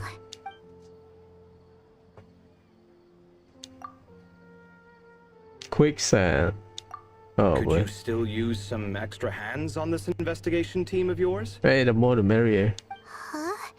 You want to join, Mr. Cave? That's right.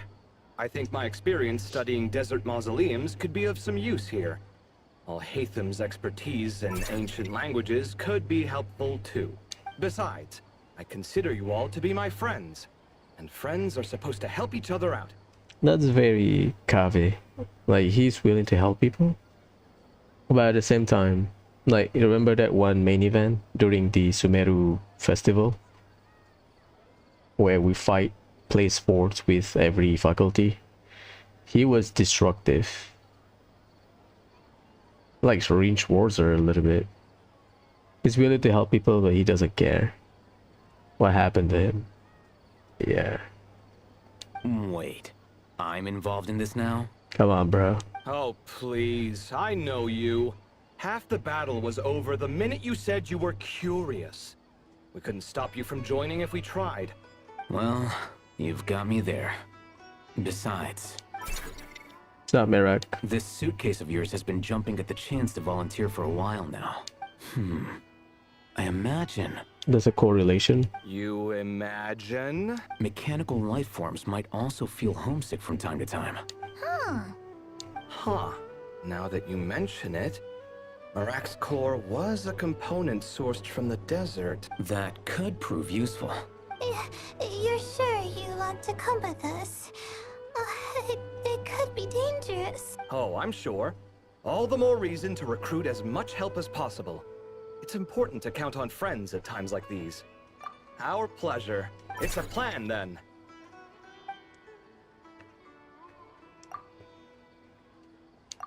All right, we'll head back to our place to get ready.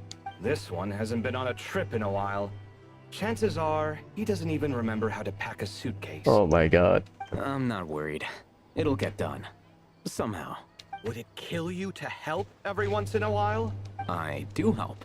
It's called moral support. Oh, of course. and I am ever so grateful. Goodbye, you three. We'll see you soon. Always bickering, huh? Oh, and Kaveh, your coffee beans. You were too busy glaring at Alhaitham, you almost forgot them.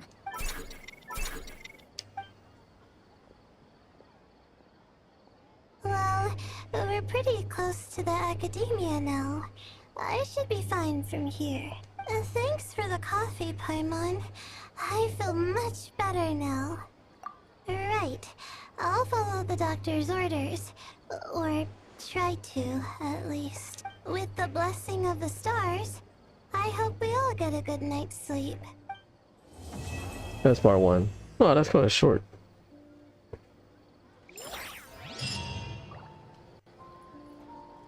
Hey!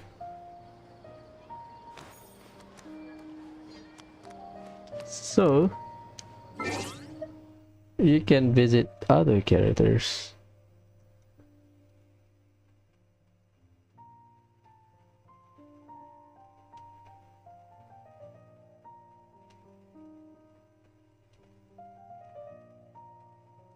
Day 1, right? We have Cole and Amber, Faruzan, Dea, Candice. After completing the first part, you can still return to Gandharvaville, Stignari, and Sino. Okay, Cole is second half. So, how about we go to Alhaitam's house? His house is right next to the entrance. I do not remember which one.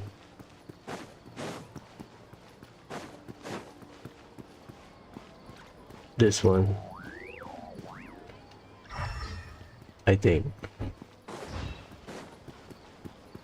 Or is it this one? He was closer to the entrance, from what I remember.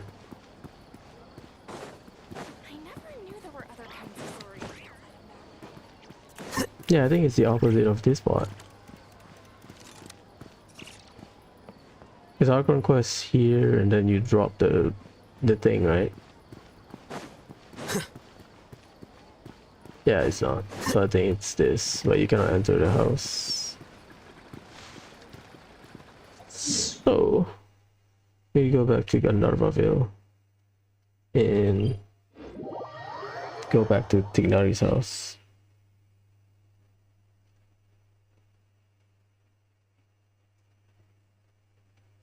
The rest of the other characters are in our village.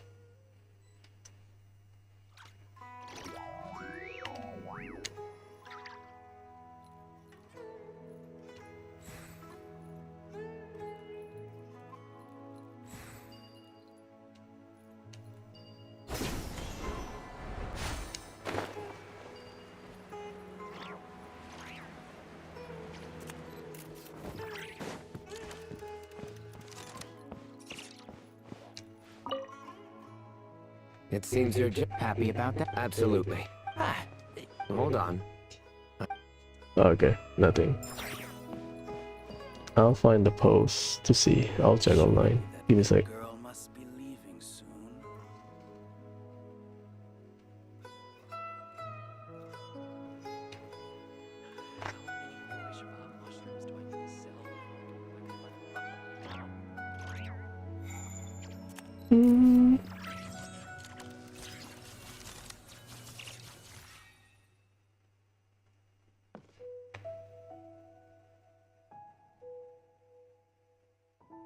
Surely that little girl must be leaving soon. How many Rukashava mushrooms do I need to sell before I can buy a property in town? Wait. Huh? No. Whatever. Surely that little girl must be leaving soon. Where is it? How many Rukashava mushrooms do I need to sell before I can buy a property in town?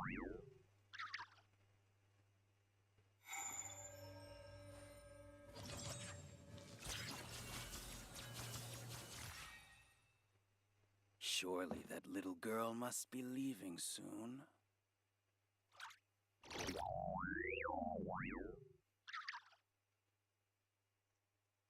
How many Rukashava mushrooms do I need to sell before I can finally buy a property in town? There have been many poorly written applications lately. I guess I'll just have to reject them all. Surely that little girl must be leaving soon.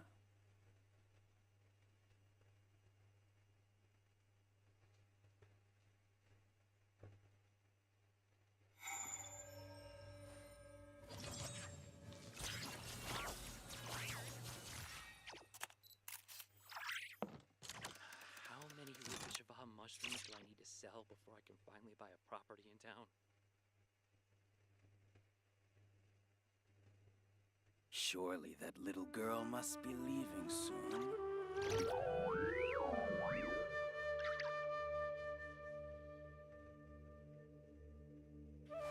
Wait. Huh? No. Whatever. Yeah, not a lot.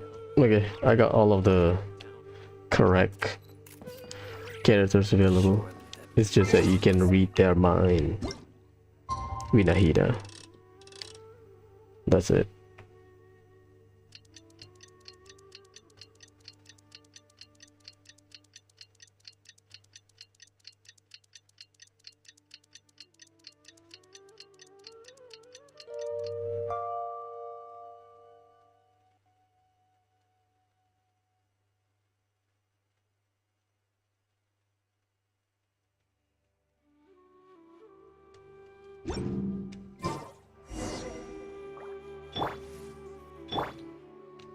I see everything. Don't fully trust anyone except yourself. Where are we? Gandharvaville.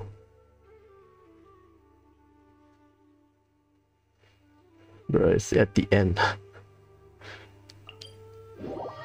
The edge of it.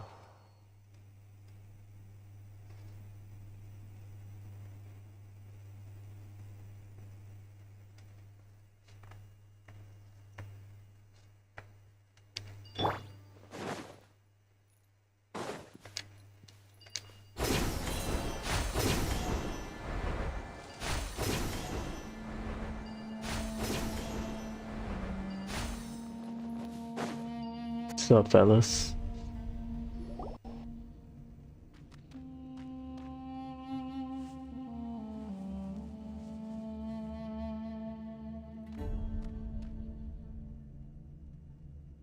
Looking at the map, we should be getting close. Speaking of which, the closer we get, the more Paimon's heart feels like it's beating out of her chest. Excitement. Yeah, sure, that's it. Oh look, it's Tainari and the others. Everyone's here bright and early. Yeah, the desert's a pretty harsh environment. Better to travel at night and beat the heat. What's up, bro? Hey everyone, we're here. Ah, right on time. You don't need to worry about me. It's not too hot yet, and I'm properly hydrated. All right, we're just waiting on the two people Miss Layla mentioned, and then we'll be set. He's staying behind. If we don't make it back after a certain time, he'll be in charge of rescue operations. You can count on me. Nice! You've thought of everything. Oh, and Cyrus said he'll be in Aru Village, so he's also available if we need help. Haha! Amazing! Having people to watch her back is making Paimon a lot less nervous. Yeah, I did. After hearing about what happened, my advisor gave me some time off to rest. So, my studies are on hold for now. Then, does your advisor know you're back in the desert to investigate? Yes, but I was only allowed to come after I mentioned that General Mahamatra would be there too. Quite the reputation you've got there, Sino. Something wrong? Oh You no. haven't said a word this whole time. Are you in a bad mood or something? No. Being skilled with words also means being a good listener. I'm just reflecting on what you're saying. Oh, Oh, Hatham! Kaveh! Over here! you get cut off. He was setting up his joke. Darn it. I was just setting up a brilliant... Yeah. I'm sure you'll find another chance. The important thing is, our scribe and our renowned architect are here at last. High praise. But wait, why am I renowned and not him? He's just as famous as Sino, Dia, or Nilu. That just means your level of fame is even greater. How could a lowly scribe hold a candle to you? Oh my god. Lowly scribe? Please. All those strings you pulled to get those new books from the House of Dana? What do you call that? Borrowing. Anyone with an employee ID can do it. Uh-huh, yeah. The House of Dana bends over backwards for just anyone, does it? Send a report to Lesser Lord Kusanali then. Let her know someone at the Academia is abusing their position. Oh my god. Hey! I never said abusing! Impressive verbal sparring, as always. Oh, hello to you too, Marak. Well, looks like your assistant is raring to go, Kaveh. We have a lot of on-fielder and driver. Lila is the only off-fielder. Traveler if you count it. So, I say we get this show on the road. No sense delaying the inevitable. No need. We're in this together, remember? Sure. This is the entrance, yeah? Yes. Perfect. Then, if we're all set, let's get moving. Headlong into the sands. Woo. It's a domain, right? Everyone hold hands. Guess this is where we waltz right in. No need to knock. Knock. Agile knock. Okay, that's funny. I hope everything goes well in there. I've got your back from out here. Before we go, let's check our village. Because I need to find Cyrus. Just to see if he's here. Outer village is not that big.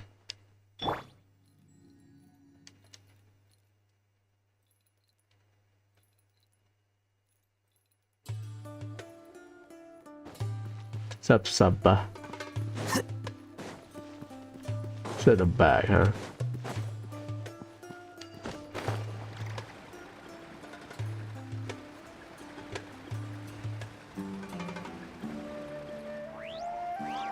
So this is the center of our event.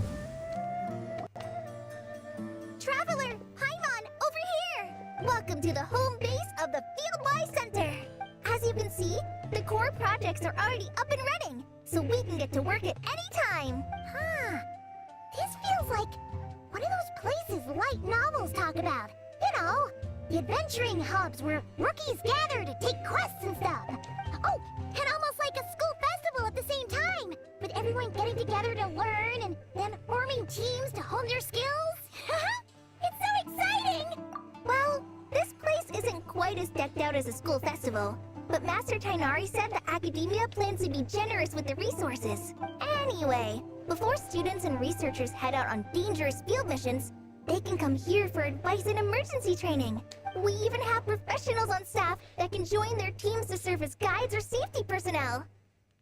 Yeah, you can think of it like a forward operating base. Equal parts theoretical training and field practice. Hey, Ember. We'll familiarize new recruits with potential challenges in the wild and take them through drills, so there's no reason to panic during the real thing. Amber, you're here too? Surprised? I know I was. I'm off duty right now, so I was planning to just drop in on Kali for a bit, but I didn't realize how busy she'd be. I'm not the type of person to sit around and watch, so I decided to be her assistant. Sorry, Amber. I didn't mean to put you to work during your time off. Don't worry about it. A little relaxation balanced out with some fulfilling work is a great vacation in my book.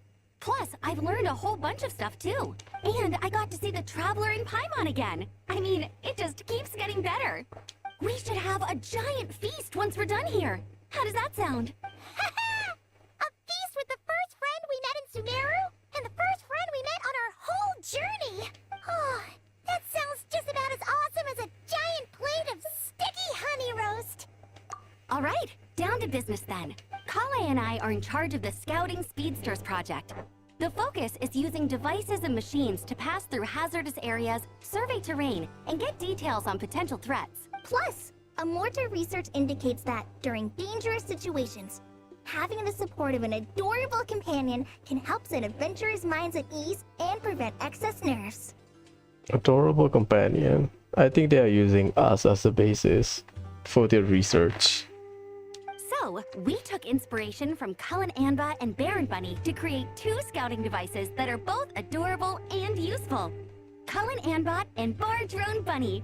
So far, feedback has been pretty positive. Once we've collected enough data, the academia will continue to refine the scouting buddies and release even more designs. A bunch of Kulanambas and Baron Bunnies running around the wilderness? What is that gonna look like? Plus, with you to guide our 2 little scouts, we'll be able to obtain some great data. Once you have a more complete understanding of the Fieldwise Center, you should come test them out. Now come with me. I'll introduce you to the other consultants. Oh yeah! The lady with the greenish-blue hair also has a super adorable device over there. Madam Farzan. But it does something completely different than our scouting buddies. I'm looking forward to seeing it in action. Oh hey! Another familiar face! Madam Farzan flashy. Come on, let's go say hi! Yeah, it's cute. I should adjust the legs so Bar Drone Bunny can run even faster. Gotta keep it up. Let's do this. What's up, Sir Cyrus? The desert is ever unchanging. I hope it isn't too harsh on the young ones. I know they're far more capable than an old man like me. But I worry all the same. The numbers are correct. Let's talk to her. I see everything. It's really that popular?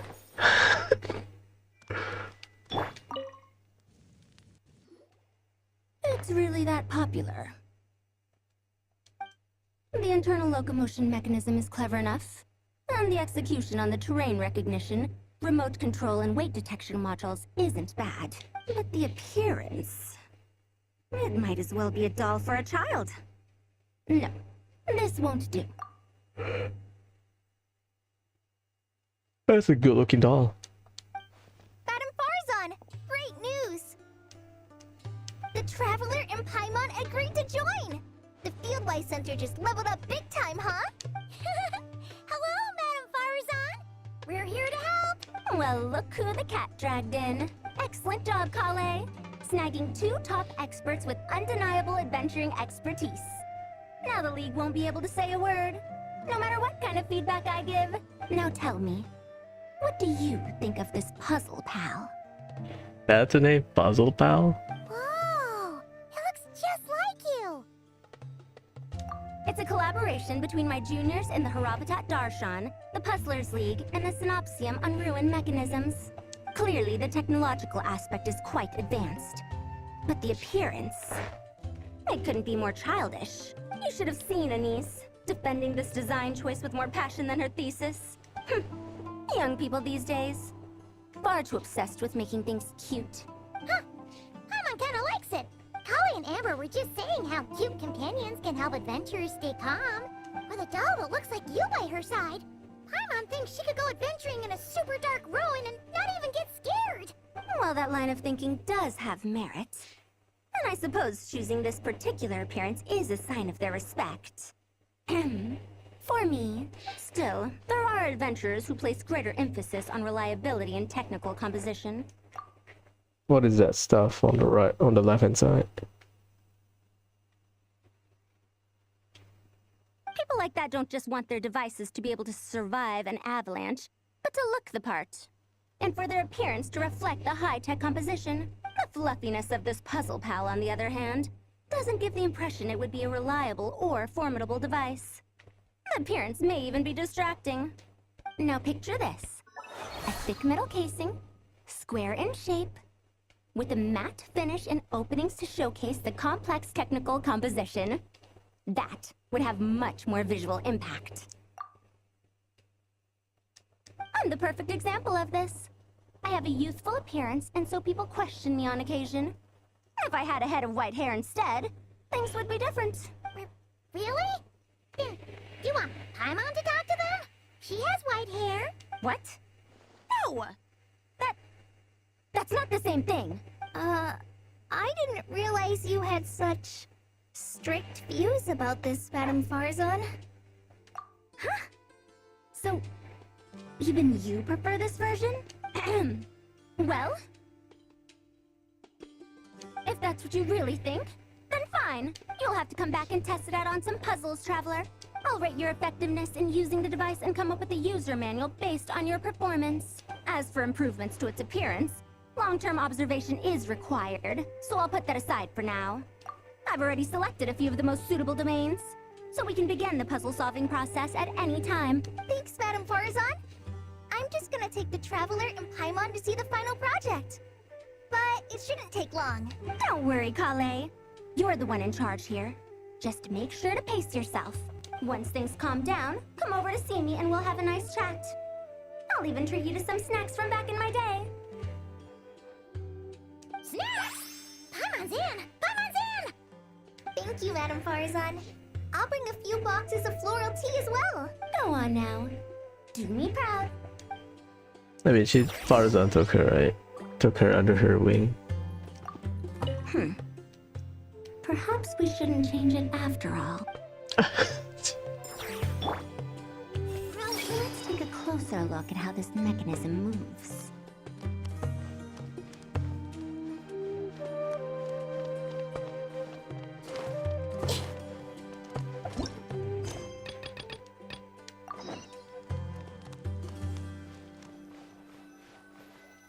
That's combat. This last one is a long-term project we're calling the Security Division. Thanks to General Mahamatra Sino, we've been able to bring Dia on as the instructor and Candace as the coordinator. They're putting together a combat test right now, but they should be back soon. Hey, looking for us? I guess we showed up right on cue then. Wait, the Traveler and Paimon are joining as well? That makes things a whole lot easier. Sorry for keeping you waiting, everyone. But we managed to bring back some good intel. Isn't that Hibeko's voice actor? Intel? Huh. This is starting to sound intense. Of course. What better way to protect the students than to sweep through the desert and rid it of all potential dangers? Not a bad plan, right? You in? Not the best time for jokes, Dia. Besides, when it comes to striking down danger, the Traveler is a man on a mission. He might take you up on that offer. Defeating anything that might pose a threat? Oh, even if the Traveler worked non-stop, that could still take years. We'd have to stop traveling. Oh, Paimon doesn't even want to think about that. Time would be the least of our problems. Some dangers aren't visible to the naked eye, like the scorpions burrowed underground, or the terrifying raptors sleeping in the trees. You can't get rid of them until they jump out to attack you. For situations like these, we'd have to combine Madame Farazan's recommendations with Amber's approach to scouting, calculating our chances of encountering enemies and our expected operation times. Whoa, whoa, whoa, pencils down, everyone. That was just a joke. The Security Division's goal is a lot simpler, actually. We're just here to ensure that fieldwork teams include trained combat personnel. Some of this work has been entrusted to the Blazing Beasts and other mercenaries. But members of investigation teams who pass the combat test can also qualify. Before an investigation team is allowed to head into a dangerous area, the group must include at least 2 professionals who have passed the assessment. And Dia and I were just out collecting intel on the best place to hold the test. We found a domain filled with monsters and bandits of all levels. Hopefully, they don't mind us borrowing their stomping ground for a bit. It'll only cost them a few smacks on the head. Oh, so we just need to supervise, right? That's right. Participant safety is our utmost priority. So we'll organize a group of capable personnel to take it in shifts. We still need to figure out our testing metrics, though. Fighting is different from an actual exam, and there's no one right answer. Mercenaries like me, we all have our own style. That's not a problem in actual combat, but when it comes to teaching, we tend to stick too much to what we're used to. So, we need someone to give us a baseline. Someone who has the experience, but also takes a more flexible approach in combat. Yeah, based on what you just described, Traveler seems like the perfect person for the job. I'm here all day. Great. Working with you is always a pleasure, Traveler. Smooth as butter on a steak. Don't forget about compensation for the Traveler in Paimon, Dia. You agreed without doing the math first. It's fine. We'll just split the funds Kale wrangled for us, 20-80. 10 for me, 10 for you, 80 for the two of them. Wait, we're getting 80%? That's a bit much. Don't sweat it. We're just in charge of the long-term operations. You're the one setting the metrics for the whole thing. So I think we got the better end of the deal. We've talked about a partnership in the past, haven't we? Well then, consider this the perfect place to start. Then I'll drop a detailed overview of the compensation so it's clear for everyone. That'd be great. And don't worry, Miss Candace. About that piece of land you're leasing to the academia, the one used for grain storage, I managed to get them to agree to a 30% increase in their rent payments. Oh, thank you. Those funds will go to fixing up some of the village facilities, which should make for a more comfortable experience when investigation teams stop there in the future. All right, we should finish up our arrangements for the combat test. Stop by our station when you're ready, Traveler. See you soon. Oh, you sure are the beating heart of this operation, Kale. He brought the whole gang together. Oh, no. I'm just doing what I can. I still have so much to learn, so much work to coordinate. But for now, let's just give it our all.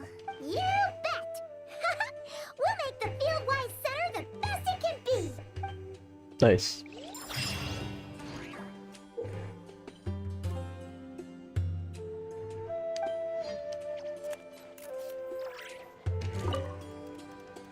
Hey, ready to do some quality assurance on our test questions? Sure. Feels like it's been ages since we last saw each other. If we'd known you were coming, we would have prepared a whole welcome feast. All new recipes and everything. It's a funny story, actually. The last time I was in Fontaine, I brought a few cookbooks and some spices back with me. Then, I gave them to Candace, and she went into full chef mode, coming up with all sorts of new things, like Romare thyme flour meat jerky mixed rice. At first glance, it looks no different than the usual Aru mixed rice. But then, it hits your tongue and you get that delicious meat, the hearty rice, and this super refreshing aftertaste, all without being greasy. It's a great way to refuel, and it's not too dry. Honestly, perfect for camping out in the desert. I'm not against improving traditional cuisine. Within the bounds of reason, of course.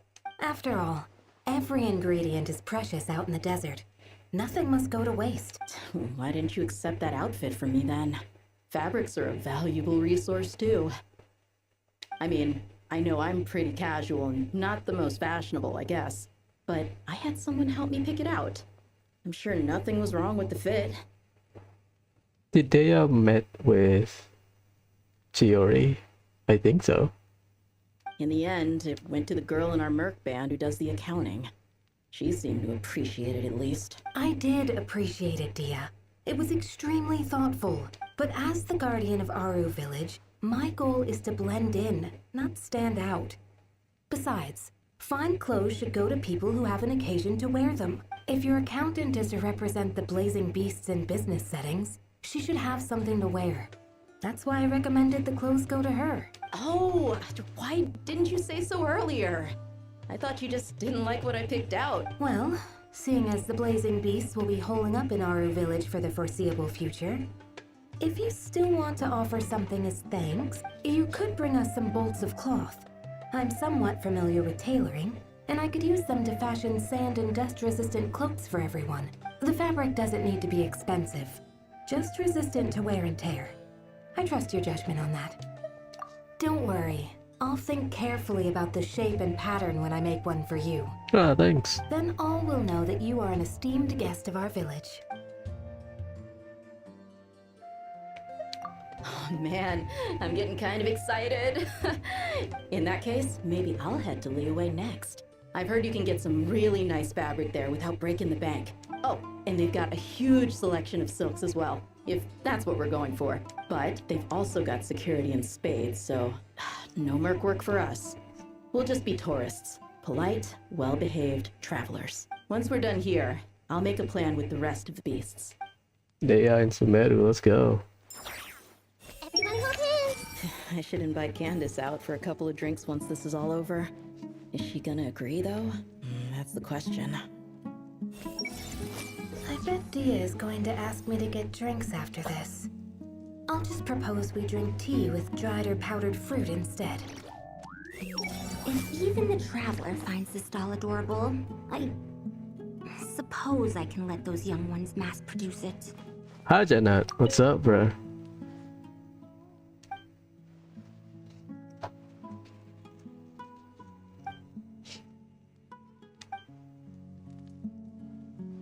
Everyone hold hands!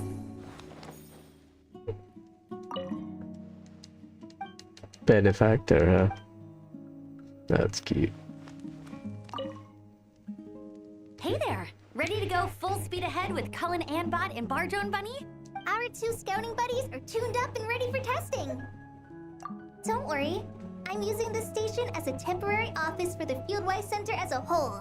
But it hasn't been too bad. Just a lot of data processing for our scout bots and some paperwork. Oh, and we also give suggestions on how to modify the internal mechanisms. When an investigation team comes along, we register them and check if emergency training is needed. Then we take care of the departure procedures, allocate the required personnel and equipment, and then we monitor the situation with their camp provisions and touch base with the logistics staff. I don't mind. It's just temporary. The center hasn't been open for too long, so we're still working out the kinks. Yeah.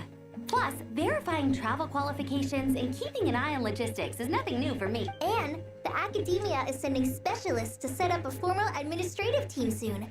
We just have to show them the ropes. Some of them are here already. So once that's set up, and the researchers submit their certifications, we can start delegating the work. And then we can take a well-deserved break. I asked Lisa and Kaya for some recommendations before leaving, so I have a list. Yep. Both have been to Sumeru. Time's been a bit tight this trip, but Kali took me around Sumeru City, and we had tons of amazing food. She's one busy gal, though, so I didn't want to drag her from place to place. It made more sense to spend time here helping her out. I'm sorry, Amber. For what? I'm having a blast. Seeing you take the reins, seeing your friends place their trust in you, even rely on you, it makes me so happy. Traveling, relaxing, I can do that whenever. It's not like this is my last time here. Besides, once we're done, there will still be more than enough time for sightseeing. That makes me even more determined. You don't need to worry about me, Amber. I've got this. That's cute. That's it, Kale. Show him what you've got. This is the best. What else needs doing? Better check my notes. Okay, let's start. Let's start exploring.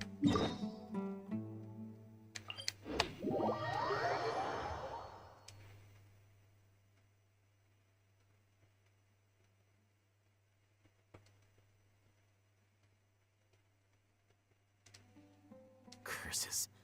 There's sand in my shoes.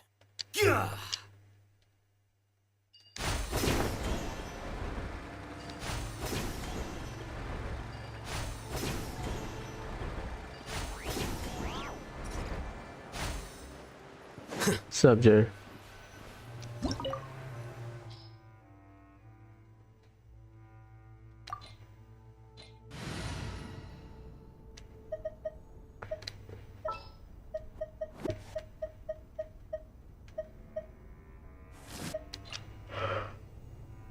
Wait for my signal. It's fine.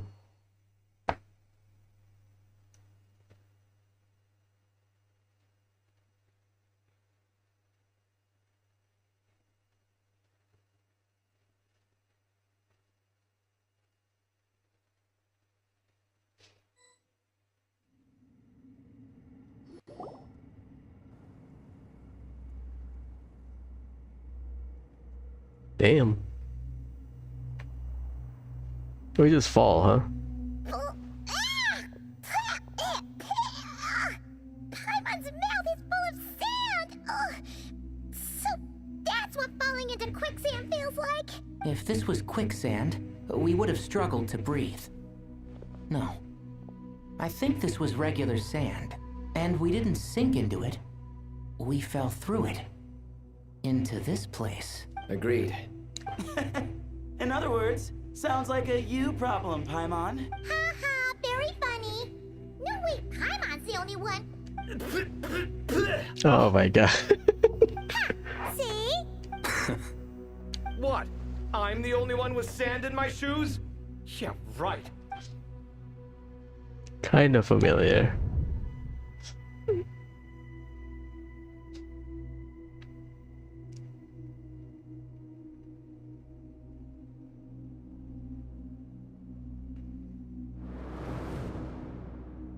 Yeah. That's why they tease about Ashru.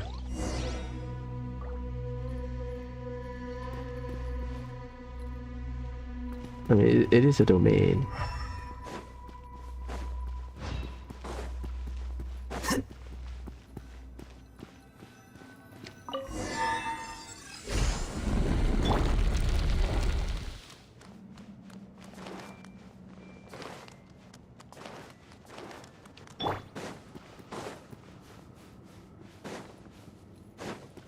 I'm just double checking. This is typical desert exploration.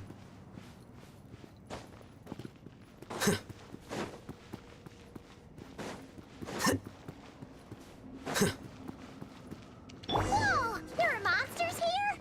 Drew didn't say anything about that. Probably means he didn't run into any. Because we're just unlucky. Not the best sign of what's to come. He'll be fine. Let's just use up all our bad luck.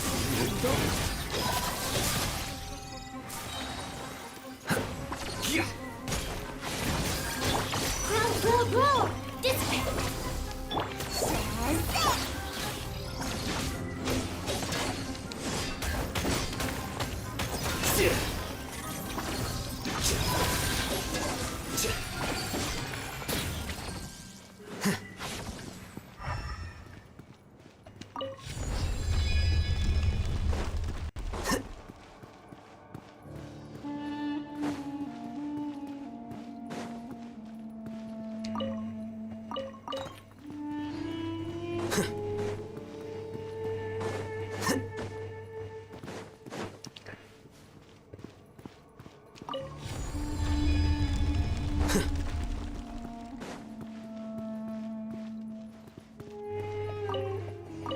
I thought it was a note, to be honest.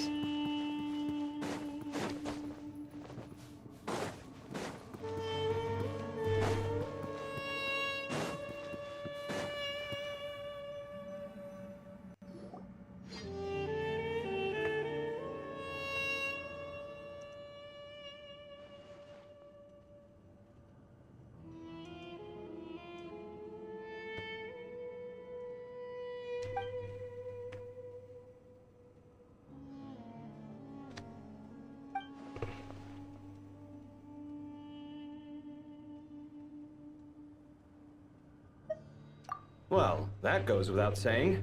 Fair point. There's just one problem, though. The only way forward is through that door. Ooh! Is it time to hunt for a key? Paimon loves this part! Don't worry! With our adventuring experience, we'll find it no problem! Let's get searching!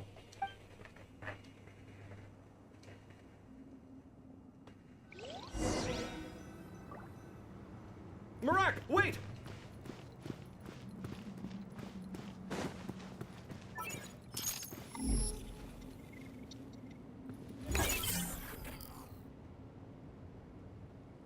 What are you scanning, Merak?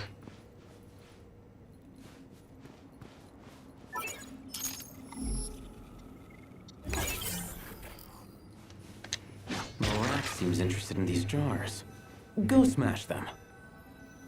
Ah, well, we would hate for you to have to lift a finger, Your Highness.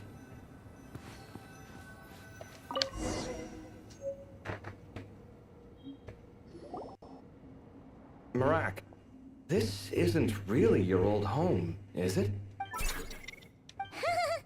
No idea what that means, but Marak does sound pretty happy.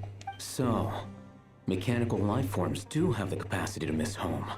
A novel discovery. Well, with Marak leading the way, we should be safe, right?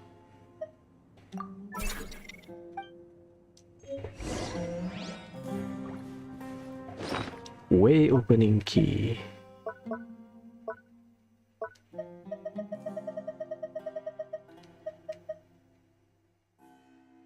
Quiet considered assistant. Come on, don't do Paimon like that. Oh, I thought we were gonna go there. Good thing you decided to join, Kaveh. Otherwise, our investigation would have ended at that door. It was nothing that I did. You should thank Marak instead.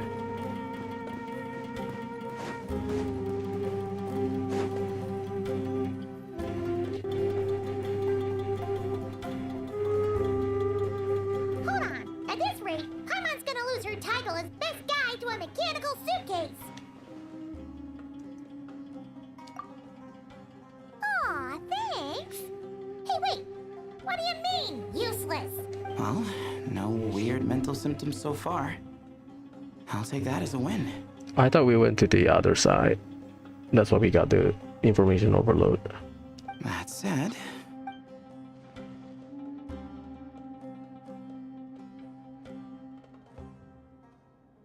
There are 3 doors here. So, we split up. Divide and conquer. Otherwise, this whole thing is in ruins. Boo. No pun intended on that last part. I swear. Yeah, that might be our best option. good idea. And the minute things go south, we go back the way we came. Ooh, this is getting exciting! So, who's teaming up with who? Paimon calls dibs on the Traveler!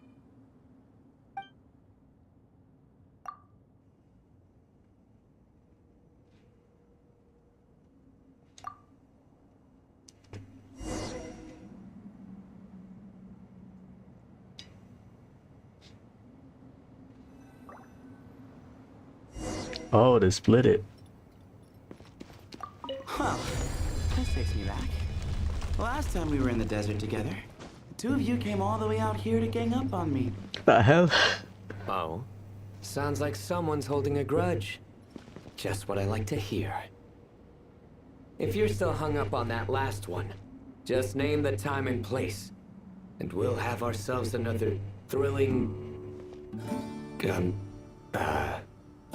duel. Huh. What's with the awkward pause? Were you expecting me to stop you from saying something stupid? You two can have 1,000 duels for all I care, after we're done here. For now, focus on the task at hand.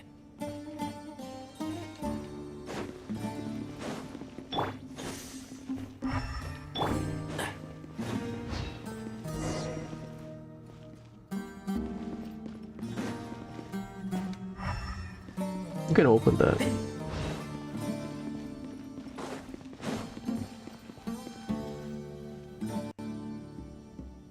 This chamber is huge.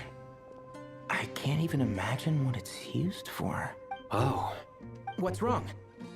I seem to have stepped on some kind of stone slab. Huh. There's a pattern on this, but it's hard to make out with all the dust. Huh? Look! The shape seems to match the markings on the ground over there. Let's slot it in and see.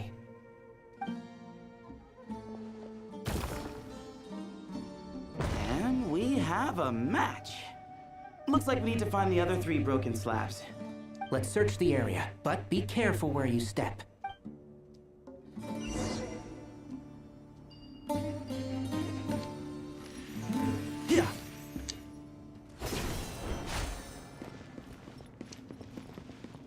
Ooh, got one. Ouch, but watch out. The edges are kind of sharp.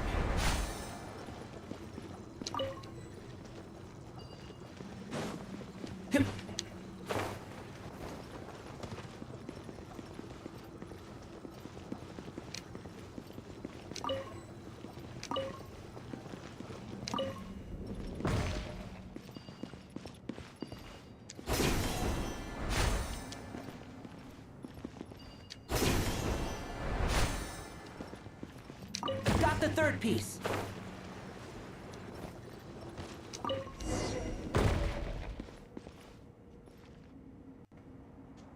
We just need one more. Another cat. Look, a cat. Could it be the same one Jer mentioned? I don't think we need to worry about startling him. He doesn't seem afraid of people. Yeah. If anything, it seems like he wants us to follow.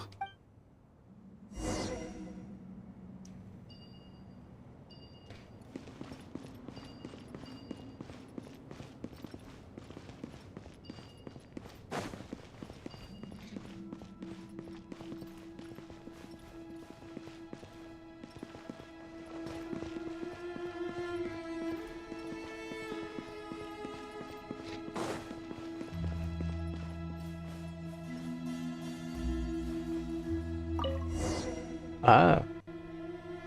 Oh, he led us to the last piece. Who's a good kitty? I never thought I'd hear you say something like that. You've clearly never heard how the professor talks to his tomatoes, then.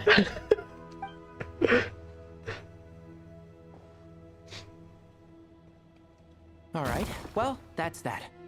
Now, we need to figure out how to get rid of all this dust. Behold, the great Vayu Viastra. Be honest.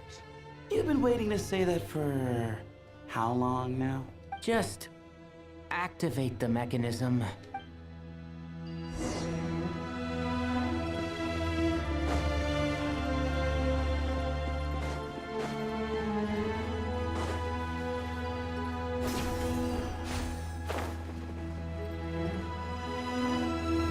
We need to stand somewhere.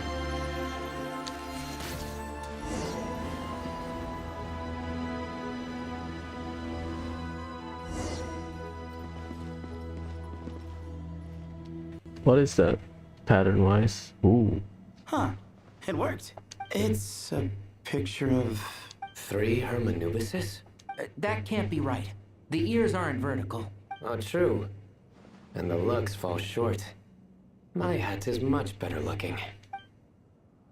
My god. A goat, an ibis, and a crocodile. Oh, wow. Our botanist knows more than just plants. Riveting observation. I was just thinking. These 3 figures look a lot like the 7 pillars of King Deshret. Yep. That's right. These are our colleagues. Our what now? You sure about that? Just kidding. But what I meant by that is, these were Hermanubis' colleagues back then. The middle one is the Goat King Harashef, Minister of Ministers, the god Amun's most trusted chancellor. Records say he was the deputy king of the Desert Sands, chief among the 7 pillars. Someone even more impressive than Hermanubis? I wonder if that ever got his goat. Oh boy. Sorry, couldn't resist. Okay, that was a good one. Wait, really? I've got so much more where that came from.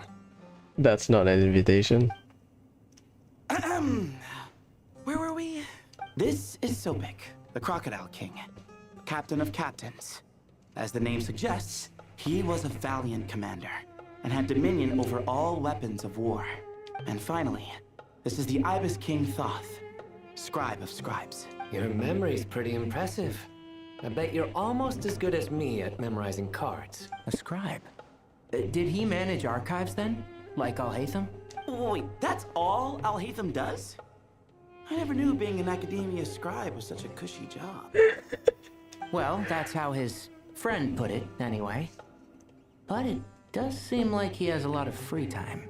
Well, I don't know much about the academia, but I'm sure the Ibis King had more responsibilities than that. The temple's records say he represented the wisest aspects of King Deshret, inventing the desert script and arcane arts at his king's command. He must have been quite the impressive man then. Or creature, depending on how you look at it. Still, why are these three the only ones represented here? What about the other pillars of King Deshret? Maybe because the three of them were extra close? Huh. Kinda like us. Oh yeah! Maybe we should have someone inscribe us on a commemorative stone slab too. Or we could just take a picture. It would serve the same purpose. There you go. Anyway, no more distractions. Huh. Doesn't it look like there's writing carved into the corner? Huh. There is. And it's in the ancient desert script too. Looks like the Ibis King left you some homework. Give me a sec. I'll try and translate it. The ministers are unvirtuous. The scribes unwise. The captains unworthy. That's the opposite of the description earlier. My end is not humanity's end. Hereby bestow upon you all a far side of eternity. Aru. Wait, so they went to Aru? It doesn't sound like it was their idea. The far side of eternity is said to be the final land of dreams for all desert dwellers. But if such a place did exist, wouldn't it also be an inescapable prison? Yes, and based on the writing here, it's clear King Deshret wasn't pleased with these three. I thought they would punish. At least based on what happened to Nephers, the one that make deal with Nefer. This gift he bestowed upon them seems more like a punishment. Yeah, right? Such is the power of a king, I suppose. Which means the goat's the one who got in the end. Huh. Yep, not as good the second time. What? Impossible. Well, looks like that's all we can learn here. Should we keep going? Yes, no time to waste.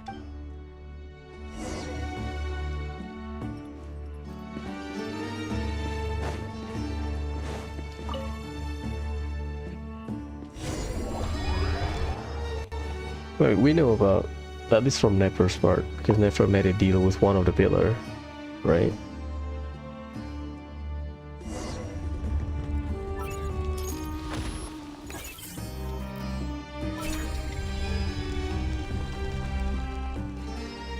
Jeez, who knew a suitcase could be so fast? Marak is nothing like this when it comes to housework. Hey, wait up! The scout's job is to take the lead. Just let Marak figure it out. Easy for you to say. I'll be the one doing the repairs if something happens. Why don't you go scout ahead then? Oh my god. When I think of a comeback, I'll let you know. No rush.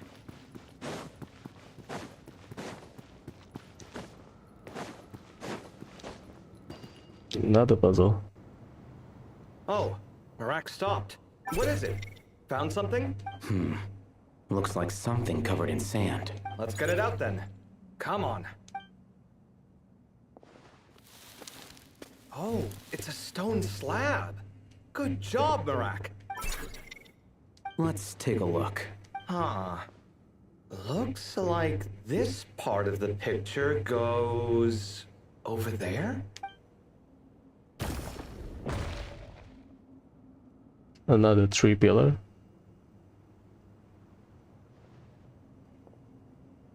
In that case, there must be other pieces. All right, and let's look around. Hey! Why are you sitting down? I thought Marak was helping. Oh, so you do know what that word means. Great. Are we supposed to just sit back while Marak does all the work? No, I doubt you could do that. Exactly. But I can. You... Oh my god. See? It's all coming back to me. How insufferable it is to work with this no-good, do-nothing... We could be more efficient, I agree. I'll work on this piece. You take care of the rest.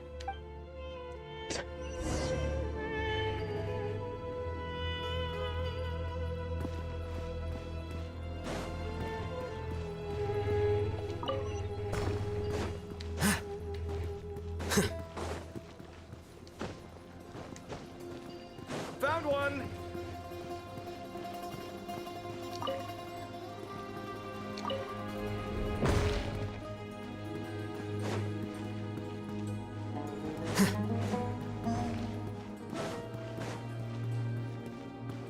Good teamwork. Oh, automated. Looks like we found them all. The pieces fit together like a glove, but we can't see what's on them. Turn around. Huh? Look. Oh, I've seen this before. It can create strong winds. It's just what we need to clean off the slab. Come on, let's... Hey! Don't worry about me. If I sit here, I won't be in the way. Oh, you don't want to be in the way? Then sit right in front, so the device can blow you straight back to Sumeru City.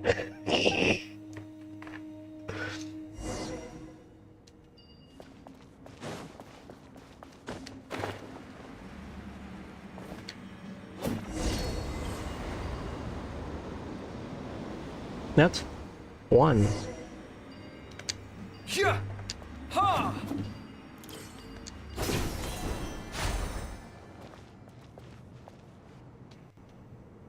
Done. Huh. Oh, That's two. one big cat. Oh, I thought there's someone there on the right hand side. No, it's not. Only the left. And there's a shattered crown. I think it's depicting some kind of story. Look, there's writing too. The Ibis King answered the young noble, granting him the wisdom he sought. But the fragile crown was shattered by lies in the end. Here I leave the name, Gudars. Gudars? I've seen that name in a history book before. He was a young noble who sought to save his realm, and a king who once united the desert. But... That's right. Although his methods were rather shameful. During his long reign, he betrayed his family and the nobles who supported him, only realizing the error of his ways after his enemies left him nowhere to turn. But by then, it was too late. Seems like a common occurrence across history. Different people, same mistakes. It's an inevitable pattern, destined to repeat itself. The writing mentions the Ibis King, but a cat is depicted here. Does that mean... So far, what's depicted on the slab seems true to history. In which case, this cat is either a proxy for the Ibis King, or a manifestation of said king himself. Exaggeration is a common method ancient records use to highlight a being of higher status. And as we know, Layla and Jur both heard the sound of a cat while escaping the ruin. You're saying the Ibis King, one of the legendary 7 pillars of King Deshret, is here, still helping those in need? I'm saying we can't rule it out. There it is. Wait, there it is! The cat!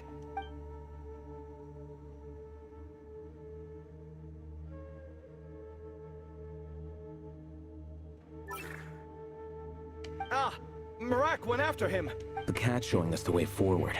Come, let's follow. Okay.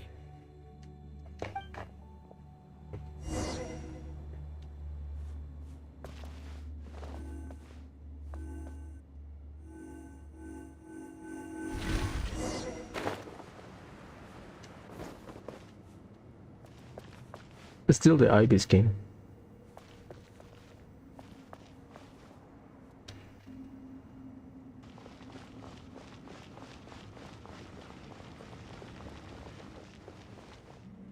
Huh. The cat's... gone. Yes, but look where he led us. Oh. Another slab. Another slab. It looks similar to the last one.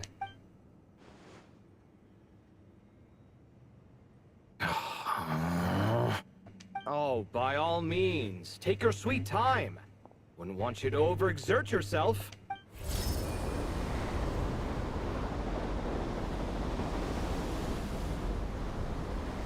Another cat. Same format, left and right.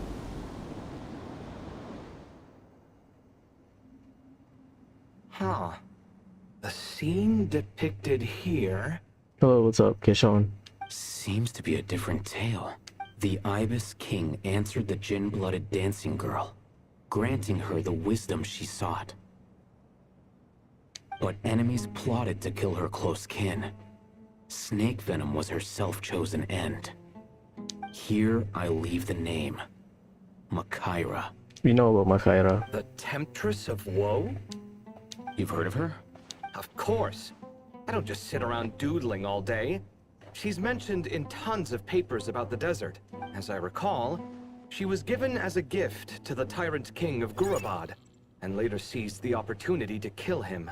Isn't this Lilopar story? After getting her vengeance, she reigned as queen for many years, until her enemies attempted a coup, and she took her own life. That's more or less the version I've read as well. It seems this queen also had dealings with the Ibis King. Yeah, I'm starting to find this whole granting wisdom business a bit concerning. I mean, considering how Gudar's and Makaira ended up, it might not have been a good thing. But, at the same time, if the cat guiding us is linked to the Ibis King, then he doesn't seem like a villain either. People are complicated. And the same is true of the servants of the gods, no matter their wisdom or power. Let's reserve judgment for now, and keep moving.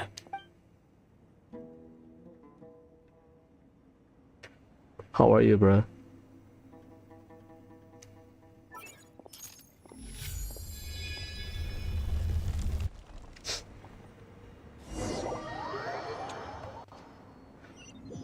Let me double check.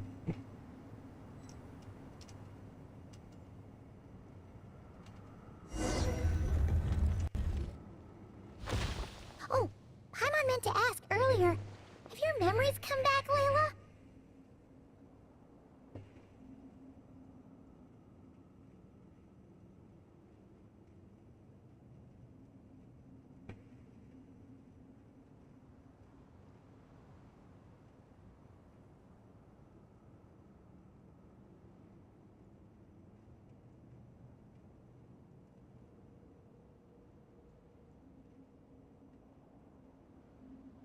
Okay, his story sounds like Lilopar.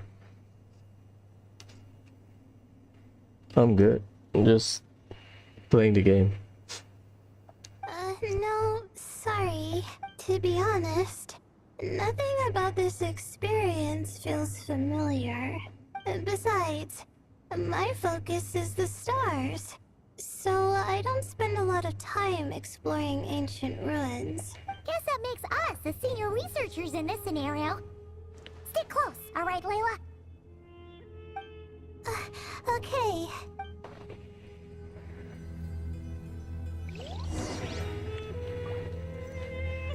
Dendro Traveler.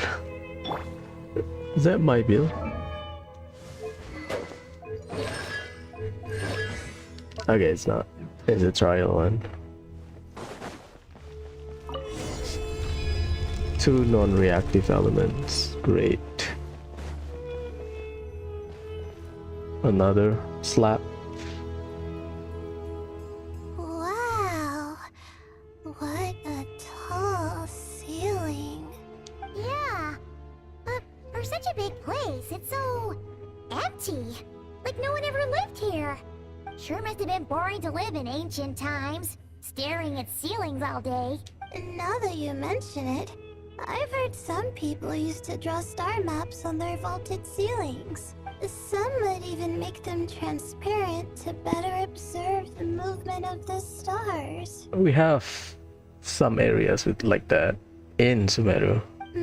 It sounds so nice. Stargazing from the comfort of your own home. Wait a second. I think I see something up there. Huh? How is Paimon supposed to do that? Oh, right. Flying. Duh. Why? Alright. Sit tight, everyone. Adventurer Paimon will be right back. Do we control Paimon? Still the Ibis King, based on the statue. Okay, so there's nothing super special up there. Just a couple of shelves, tables, jars, and scrolls, and a whole bunch of dust, dirt, and sand. You really want to search through all that stuff? Well, when you put it that way, come on then. Let's see what we've got. Paimon's hoping for something super valuable. Thanks. I'll stick close.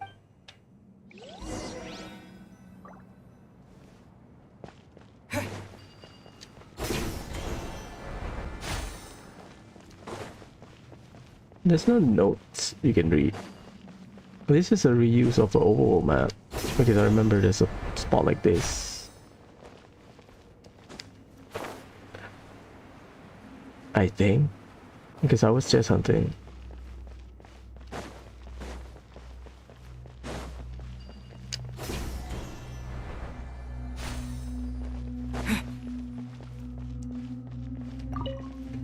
I'm trying to find like a readable stuff. Yeah, I remember there's a section like this where you can get chests in the overworld. So I'm wondering if they reuse the map. Because some people might not even reach here because they need to explore, right? Ragged note. Let's read.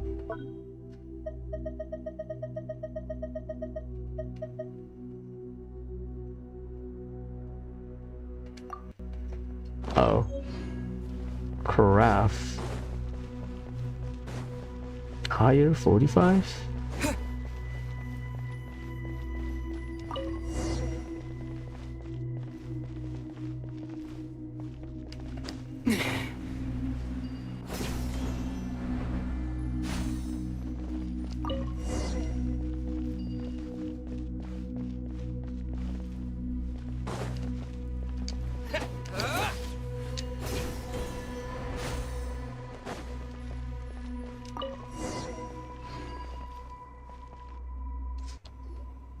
I think that's everything. Most of the documents are in the ancient desert script, except these ones. These seem old as well, but the handwriting makes them stand out. Right! Let's arrange them in chronological order before we read through.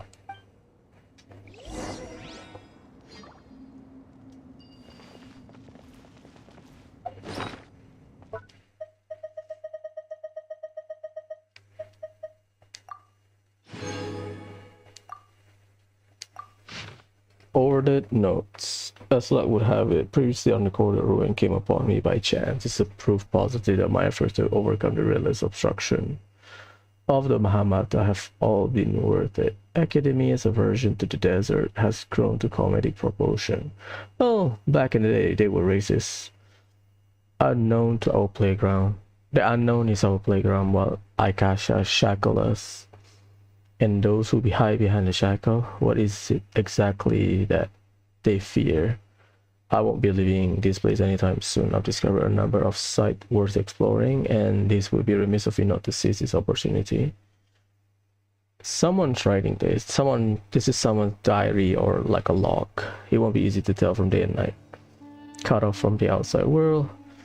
If I'm to avoid myself in the unknown, I must not forget to mark the passage of time. Morning in the 10th of May. That senior scholar fell and hurt himself, typical from someone from the Rotawahist, always gazing skyward, never at their feet. That's like Layla then.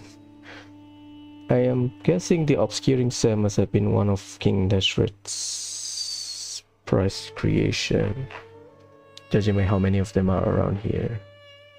Truthfully, the injury was limited to a few scrapes and a mild dislocation. After I popped the bone back into place, I had to lie down and rest. The whole thing will set us back for a while.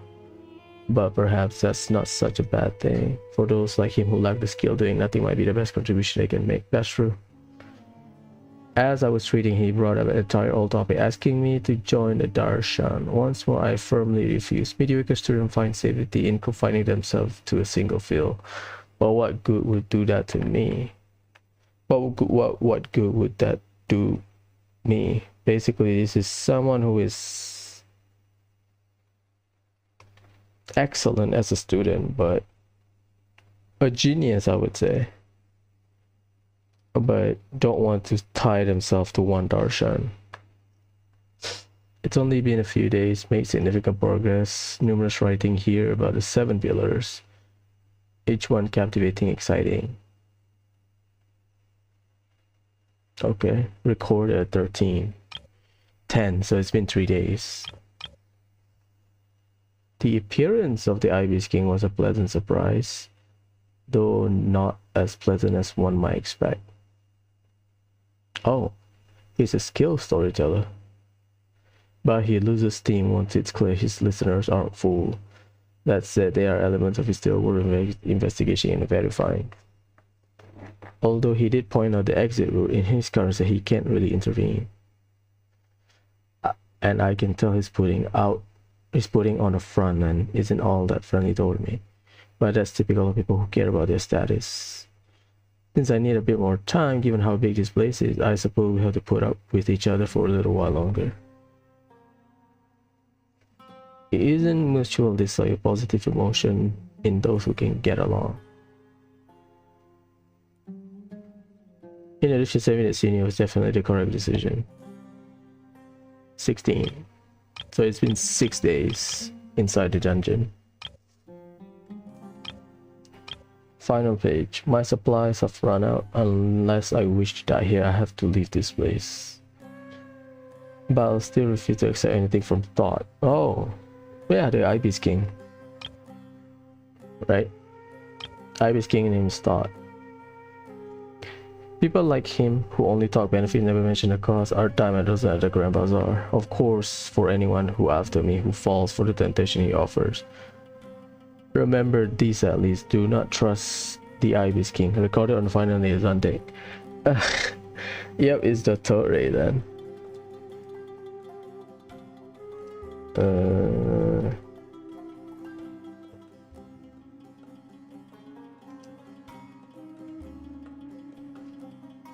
Let me double check. Never made a deal with.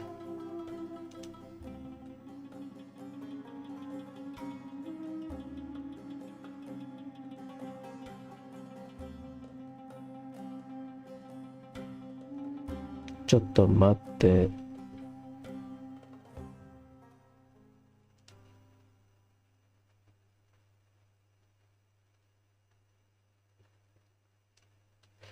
When Nefer negotiated with the Ibis King, stranded as the latter was in Aru, the king sent her his emissary, a small cat named Ashru.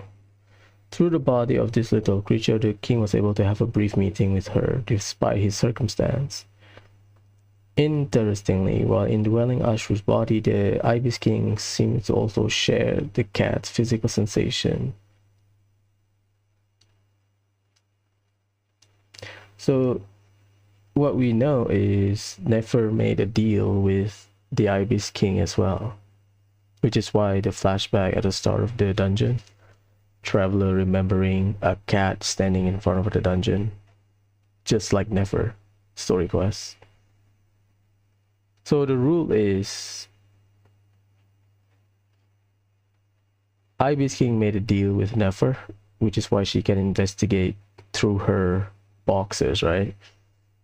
But she never mentioned the cost. What she paid back to gain that ability. So Dottore or Zandik, do not trust the Ibis King.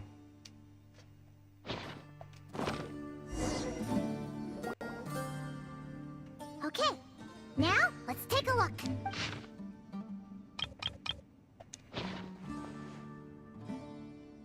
Maybe this person fell in by accident, like Mr. Jur and me. Yeah, maybe.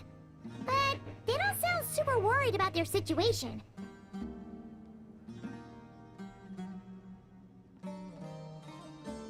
So, either this person's an ace adventurer, Like the Traveler? Or some kind of super optimist? He's a researcher. An optimist, huh?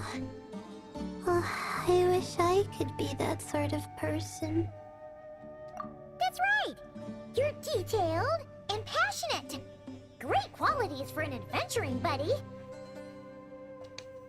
This optimist seems super obsessed with exploring every corner of this place. That could have gotten him in big trouble for all we know. Well, I appreciate the compliment. It's almost magical how words like that can make you feel like you can do anything. I only wish that magic could last a little longer.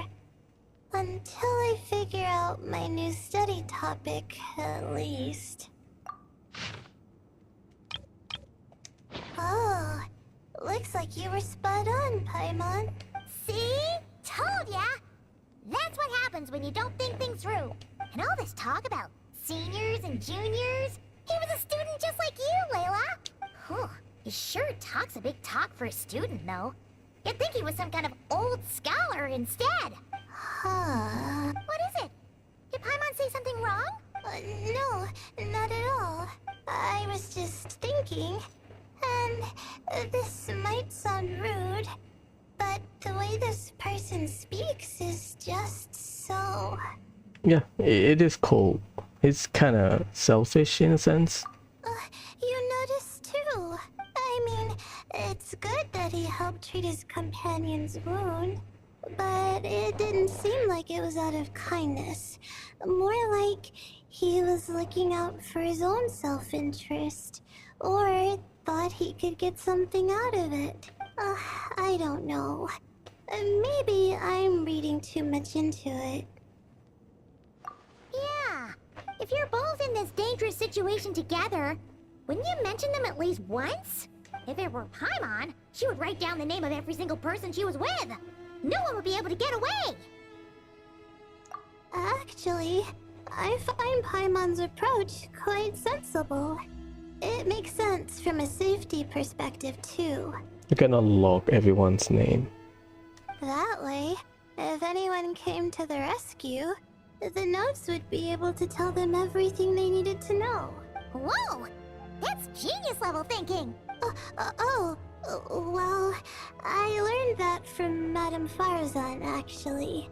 I'm not speaking from personal experience or anything. Oh, no! I'm just a student. It's fine! You taught us something, so you're our teacher. Simple as that. Anyway, from the looks of things, the student who left these notes behind was pretty weird. Let's keep reading. Whoa! Hang on! That's a lot of information. Paimon needs a moment to take this in. The Ibis King. So... did this person actually meet the Ibis King here? There you go. Sorry. Who? Jeez, not again! Stop teasing her, Traveler! You know she was asking about Nefer.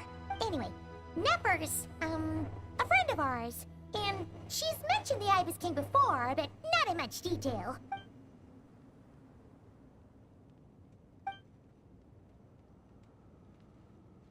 Oh, I see. Well, that's not too surprising.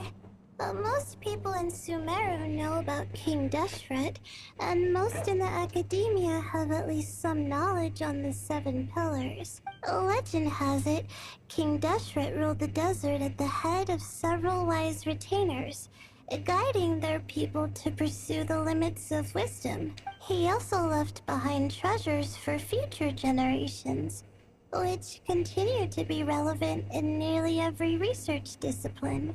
And now, this message indicates this student and his senior were rescued by the Ibis King.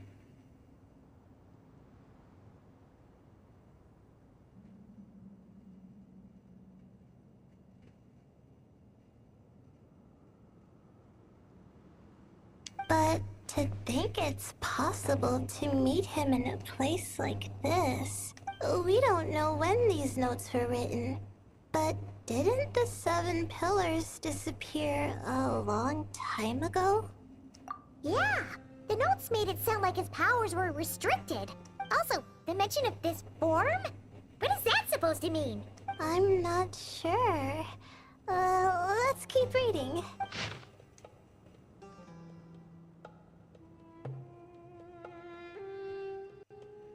Oh, this is the last page. There's even a signature at the end.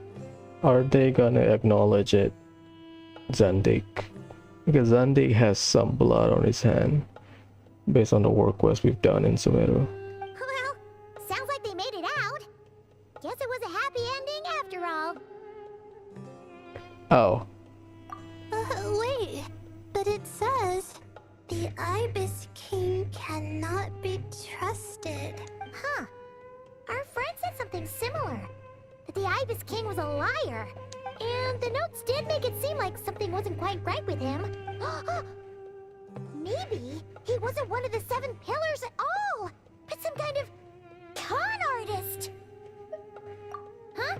What's that supposed to mean? I think Paimon raises a good point.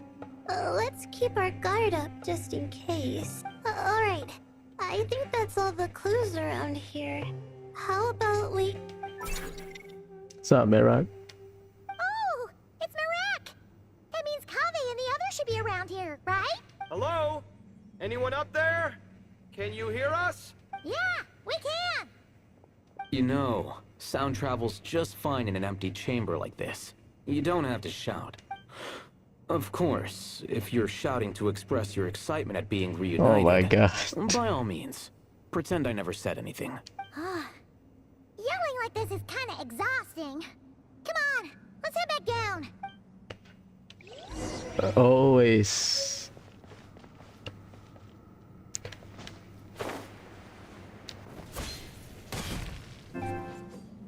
It's fine.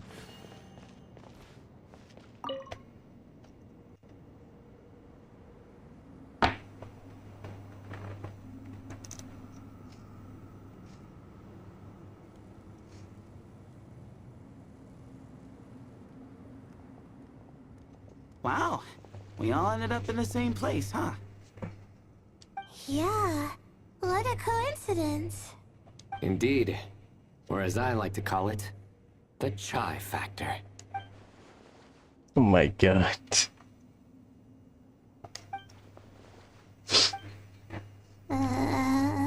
This is awkward. No reply? Just say it. Alright. Because it's spice to sweet brew again. Nice to meet you again. Oh, hey, that's a new version.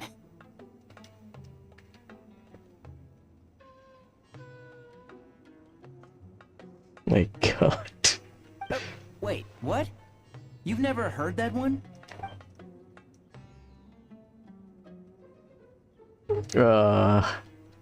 What are you looking for?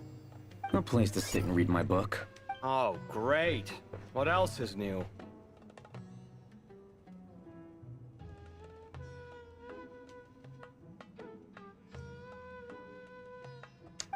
Well, looks like everyone made it through unscathed. Let's take this chance to get some water, rest a bit, and discuss what we learned. Sound good?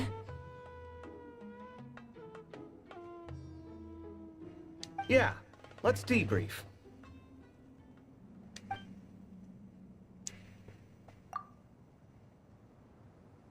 Hey, shout out Sino.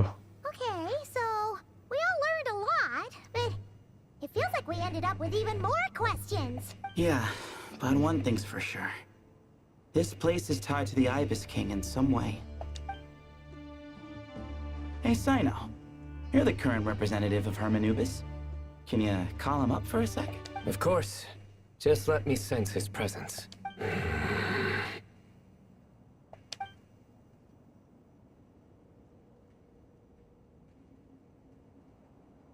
Just kidding.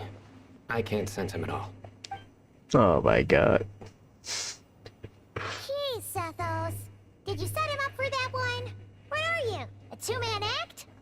Sorry, Hermanubis isn't like the Ibis King. He can possess me, but I can't talk to him whenever I want. Oh, truly? Does that mean he's gone? I would have liked to reminisce about old times with him. There you go.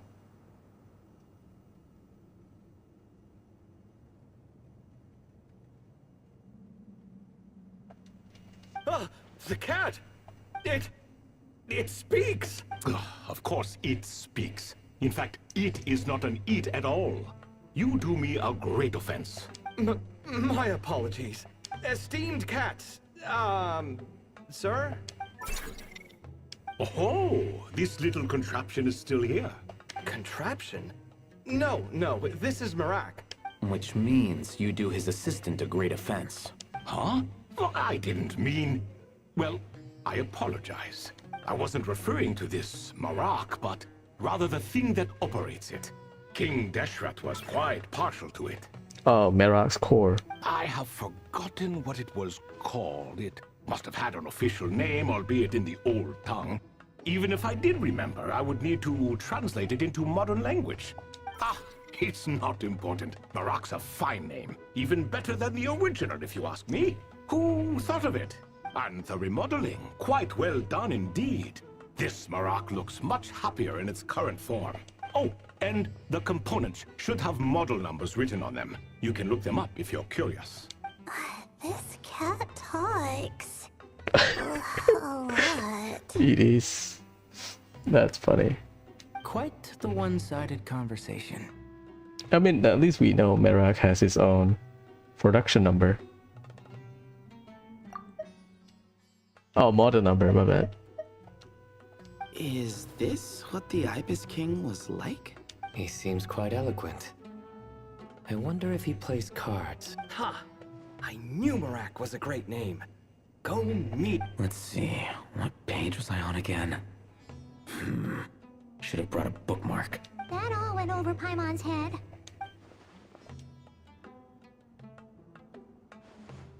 Hello indeed. For you to know my name.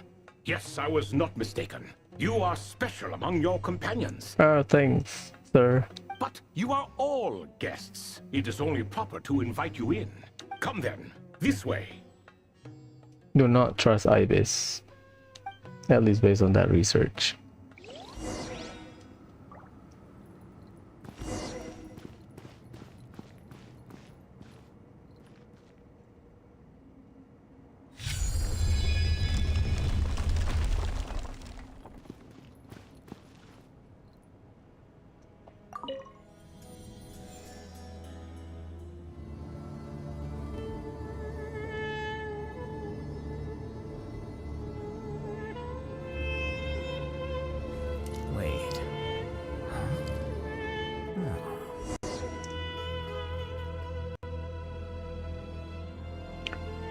Oh, there are the cats.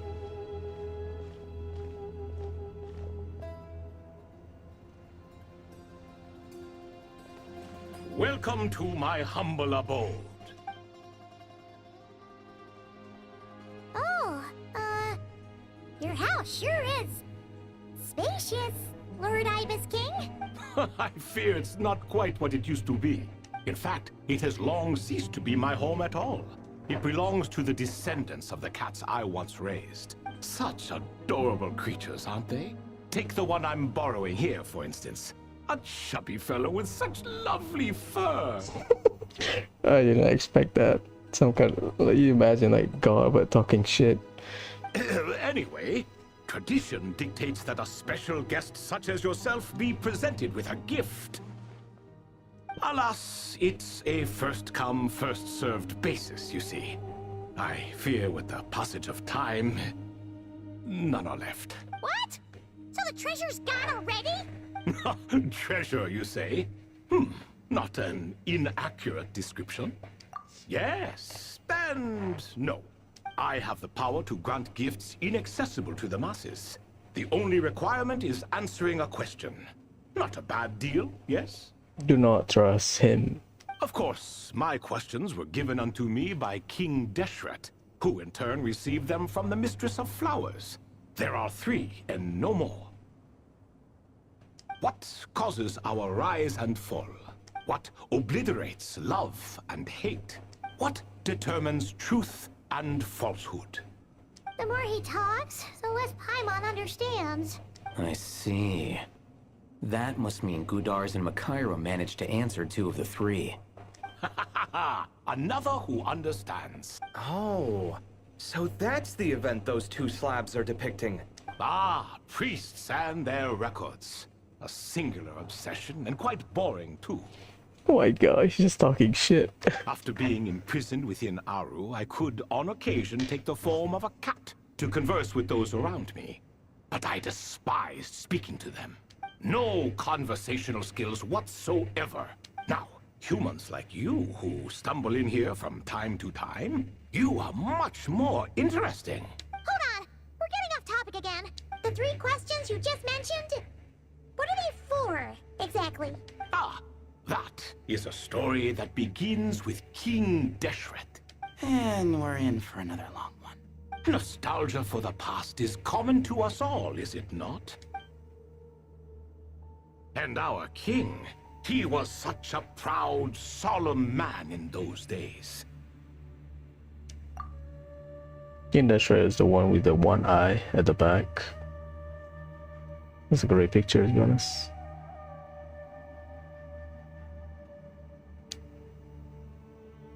He watched us speak of the present and the future, of the wisdom we possessed, or were about to obtain. We were his proud retainers, confident in our belief that, so long as each one of us used our abilities to the fullest, progress was inevitable.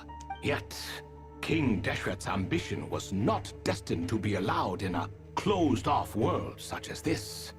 So nothing went as planned. In fact, from the beginning, there were signs an outcome of this nature was inevitable. Because although there were 7 pillars, one was forever absent.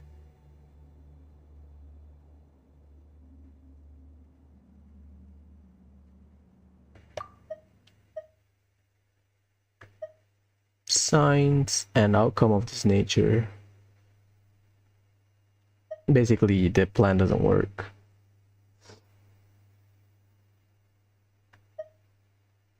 Things went wrong. Forever was absent. Al-Ahmar would insist the Dendro Dragon Sovereign was one of us. But the dragon herself rejected that idea. We know that. Huh. Like a card you can never seem to draw from your deck. More like a card that was never in the deck to begin with. That's a better explanation. Alas, that's just who Al-Ahmar was. There was nothing we could do about that. And I always preferred chess to cards. In the end, life grew unbearable for our king. But, of course, those who remain must continue to live on. But subjects like us were less fortunate.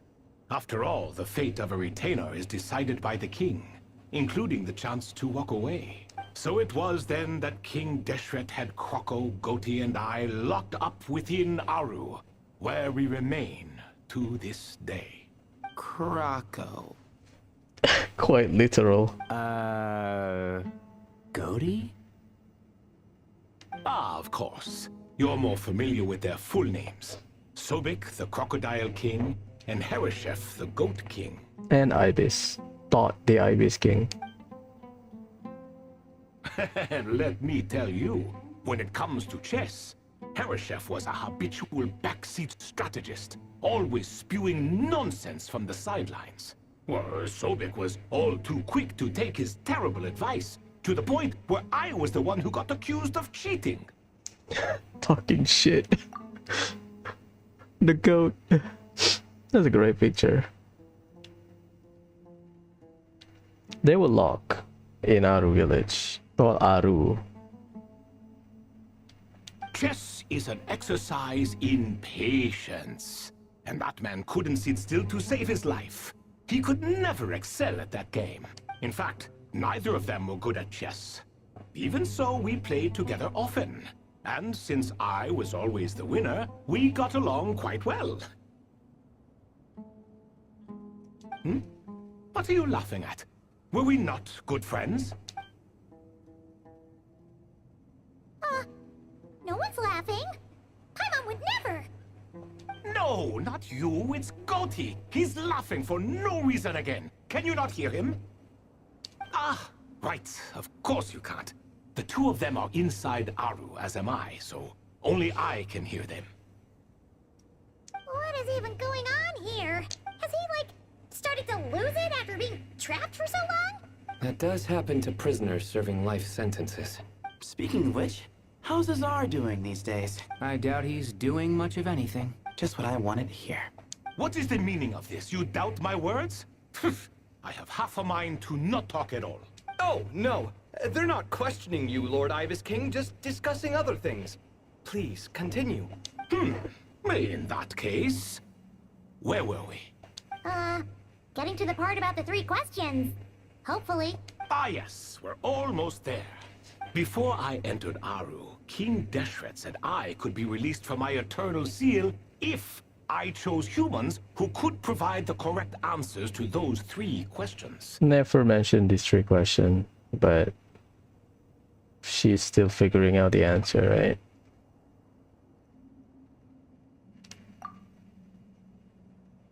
Okay, I like this one. The first person who caught my eye was Gudars. I asked him, what causes our rise and fall? He answered, conspiracy and betrayal, for it renders the righteous and wise unable to succeed, and thus nations fall. I found his answer quite interesting, so I bestowed upon him the power to deceive. The second human I chose was Makaira. I asked her, what obliterates love and hate? She said unto me, I have nothing left to lose. Vengeance alone can quench both love and hate. That makes sense. Because vengeance triumphs love and hate. Because sometimes vengeance comes without the feeling of hate. Or at least vengeance overpower hate. I found this to be another fascinating response. So I granted her the power to be loved. Well, it looks like a meteor rain on the snake. But both of them ended up... Now then, young one, riddle me this. Did their answers point to this fate, or was it the power I bestowed upon them that determined their end? I'm just an observer who doesn't understand their circumstances, so I can't answer. Great answer. A clever reply. I do not wish to comment either. It is all in the past at this point. My only wish was for their answers to be acknowledged by King Deshret's rules, and bring me one step closer to freedom. As for the final person, her fate remains to be seen, so I will not reveal her name. Never. Oh, I thought it's one person with 3 questions, so he just picked 3 different people. Okay.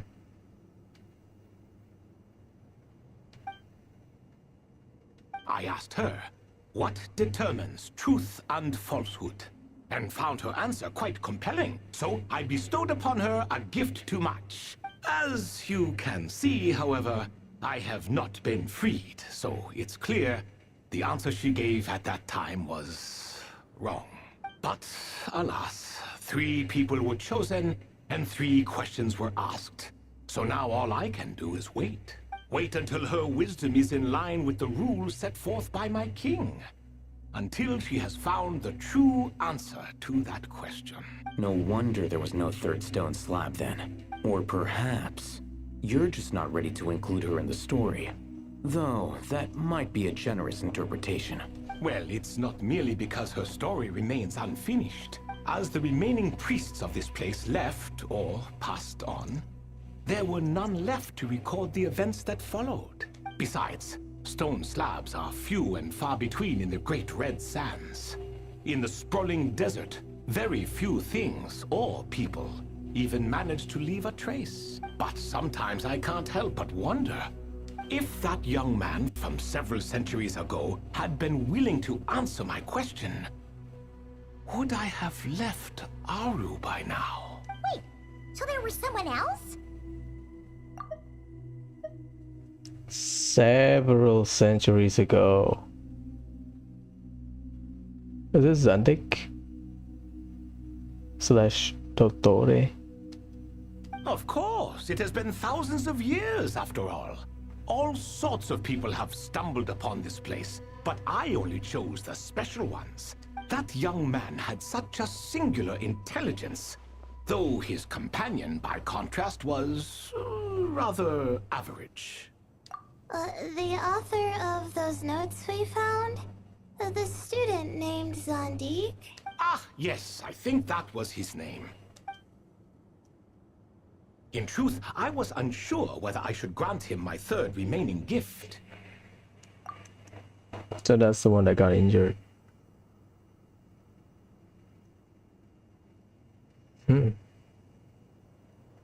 Unsure. He was, of course, exceedingly clever, but he was also mistrustful and narcissistic in equal measure.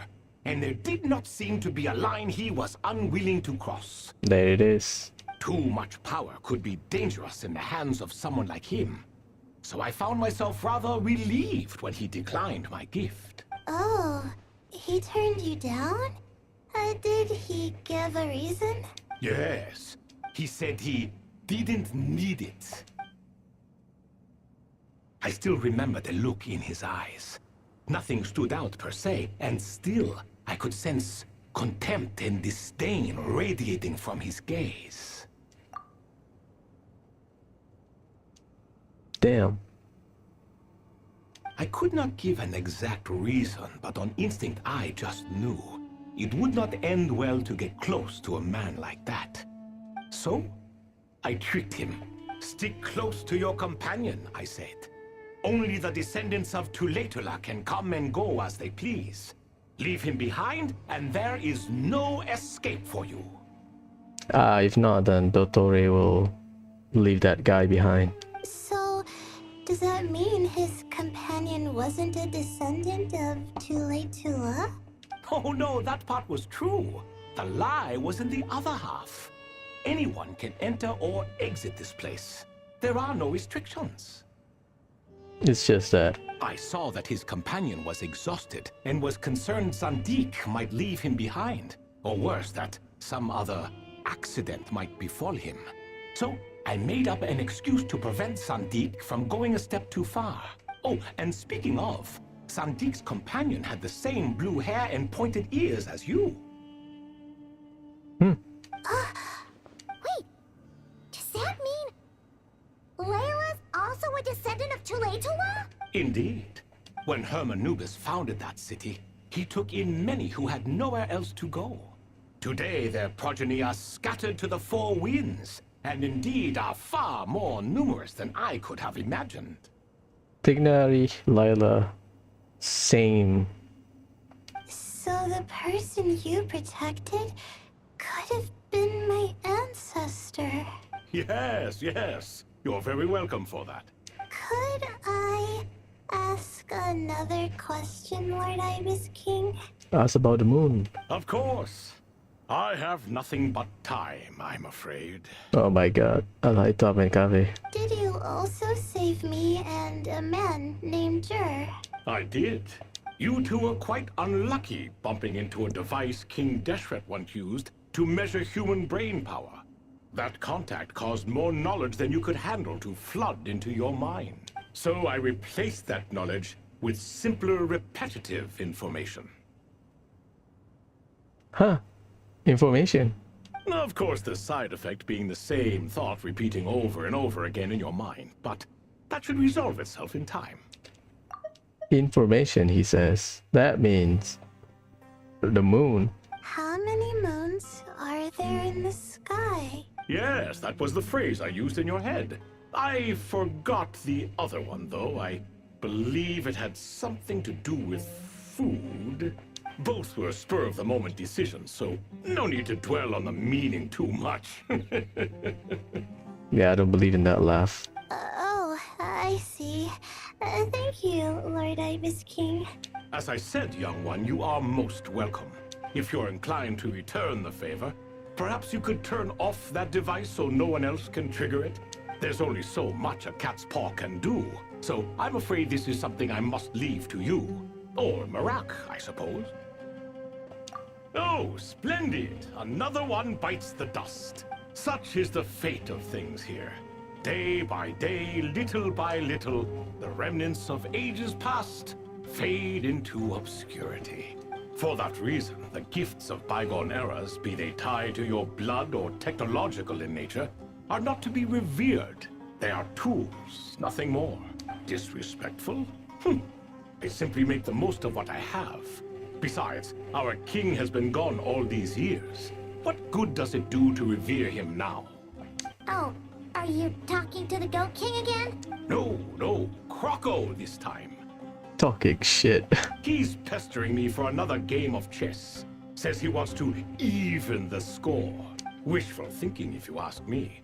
If we counted one push-up for every loss, he'd owe me 300,000 by now. Of course, that's just a rough estimate. I've never kept count. It appears that's something you like. Being someone unable to be defeated. I suppose so. All right then. Time for me to extend my winning streak, and for you all to head home. In truth, deep down, I know even the answers to those 3 questions will not change my fate. But that is for me to reckon with. Go on now.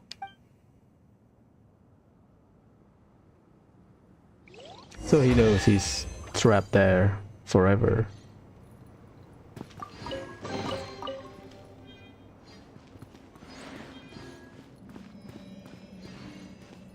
These are just regular cats. They are the descendants of his cats during his time.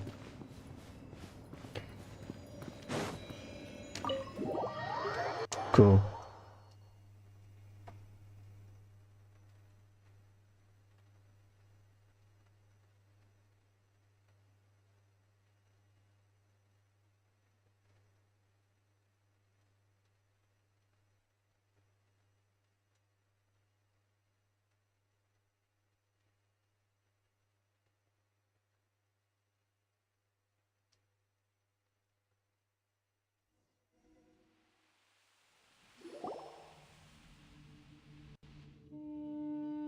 Excuse me, do you even know what time it is? I've harvested 3 crops of tomatoes while you've been gone. You're exaggerating, Professor. I'm making a point. There's a difference.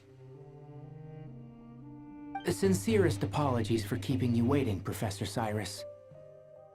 See, that's what I call manners. Now, are any of you hurt? Nope. It went way smoother than we expected, actually.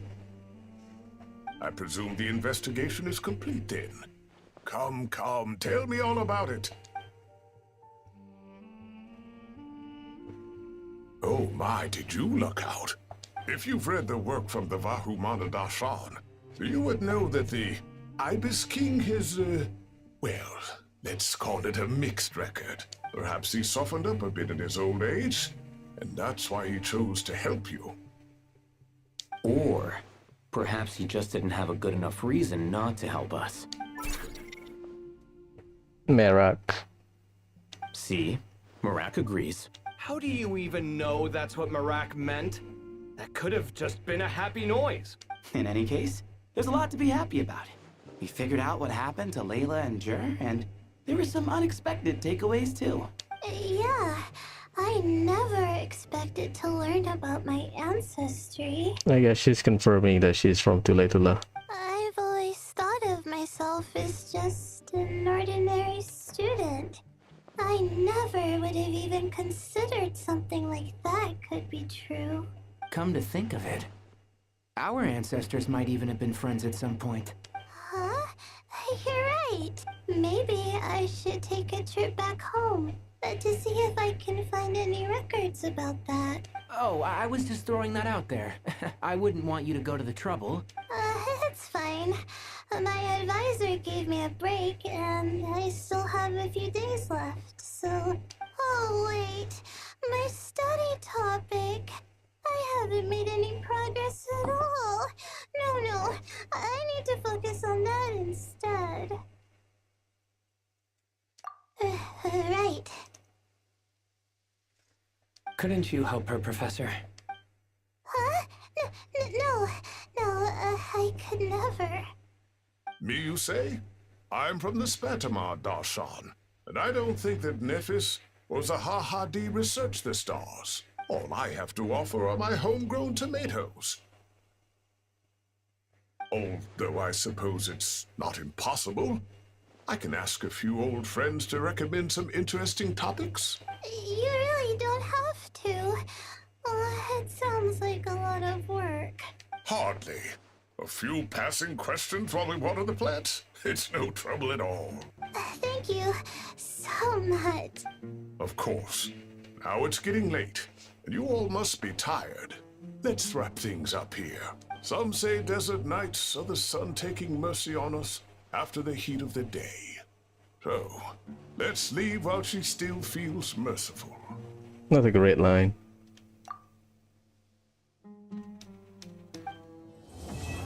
Headlong into the sands.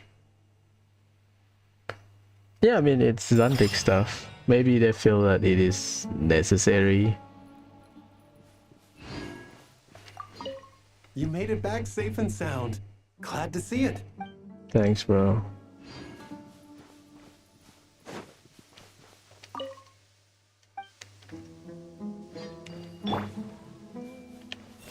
I'll have to ask Sethos all about it later. There's no...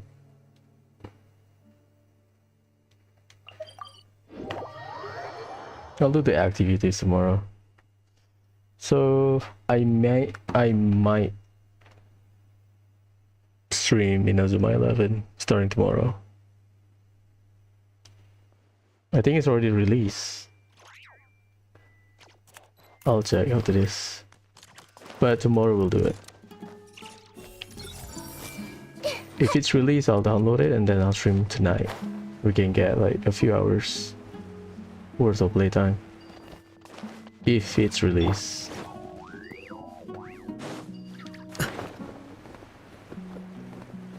Or if not, then it's tomorrow's midnight, which I will stream.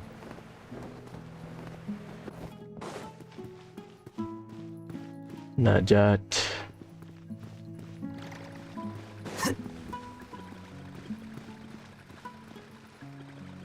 Yeah, it's the same. That's it. I'm trying to find the character's location, but not much.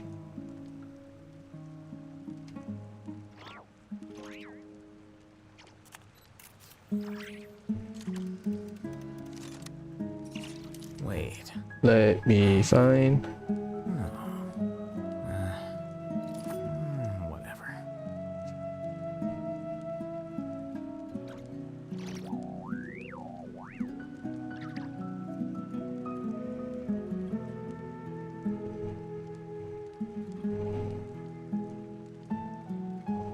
Okay, let's go to Sumeru.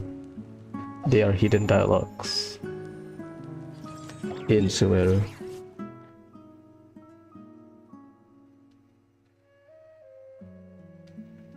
Lila is back here. Saino and Tignari inside the house. Alhaitao and Kabe at the bazaar. Kole, Ember, Faruzan, Deya, and Candice at our village. Okay, cool. You're good.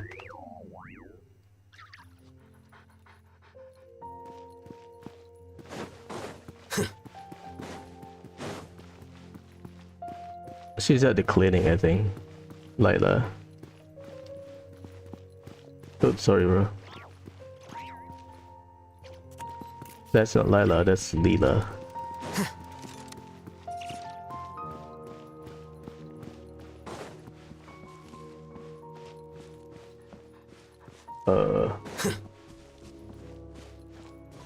The hell?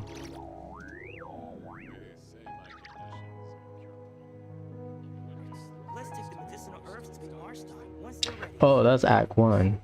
Damn.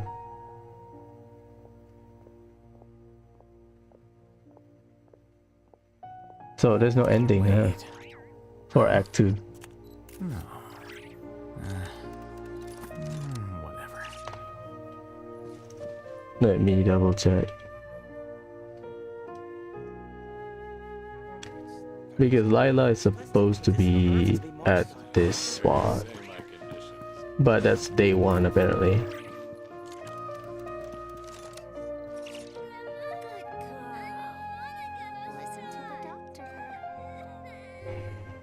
Hello. Do you need help with anything? These are the only things that still need recording. I hope all our patients will get well soon. Okay.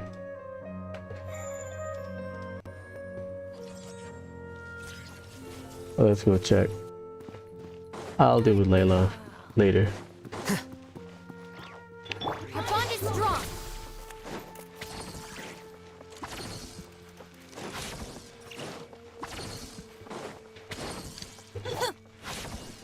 Kaveh and Al Haytham is at the kebab shop near the Adventurers Guild.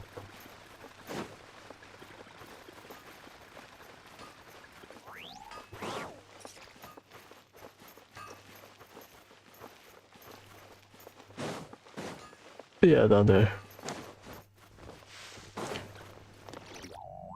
Come on. There you go. Have you decided on what to eat?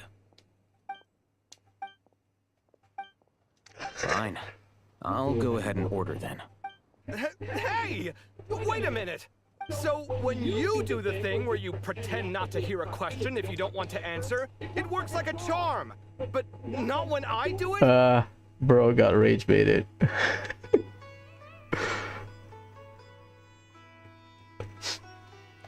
That's because you have to use it on the right person. There you go. Besides, you really think you can use my own tricks against me? Oh my god.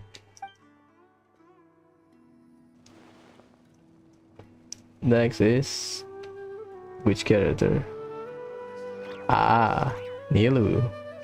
Near the Academia.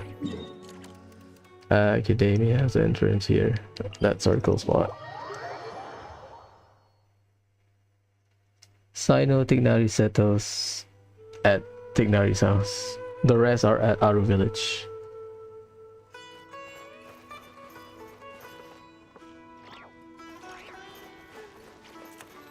I think it's daytime. This is midnight. Tomorrow we'll clean up the event. How about that?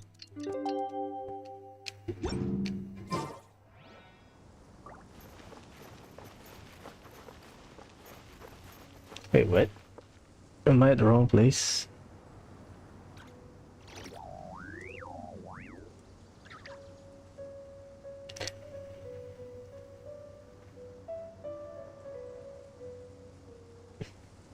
Oh, it's near Nahida's house.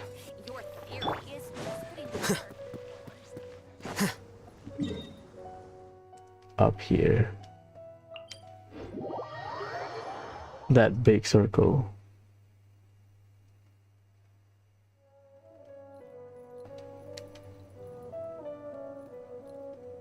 I legitimately forget the layout. So you see the book icon? This big circle. The entrance to the Nahida's house.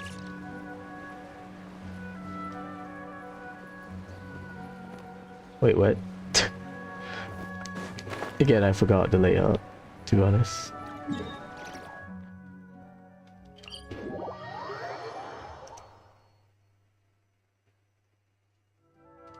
Let's just go up.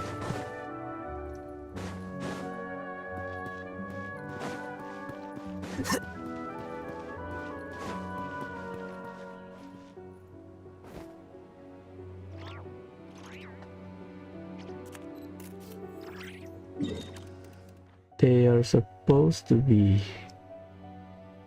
here. I guess I'm wrong then. Is it the side wing of the academia?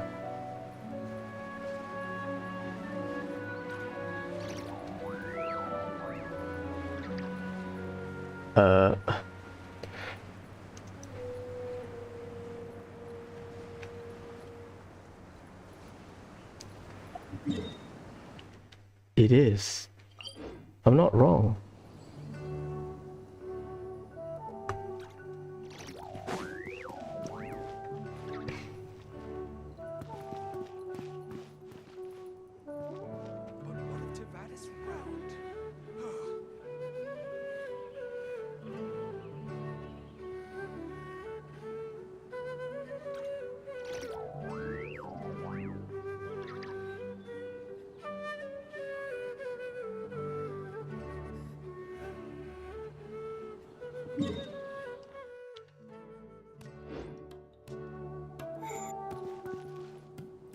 They don't appear here. I'm at the right spot though. They should be here, near this. I don't know what happened.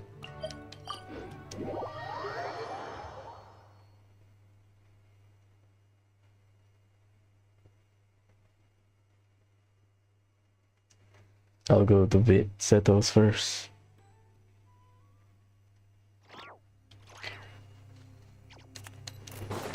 I do not know what happened. I thought I went to the wrong place.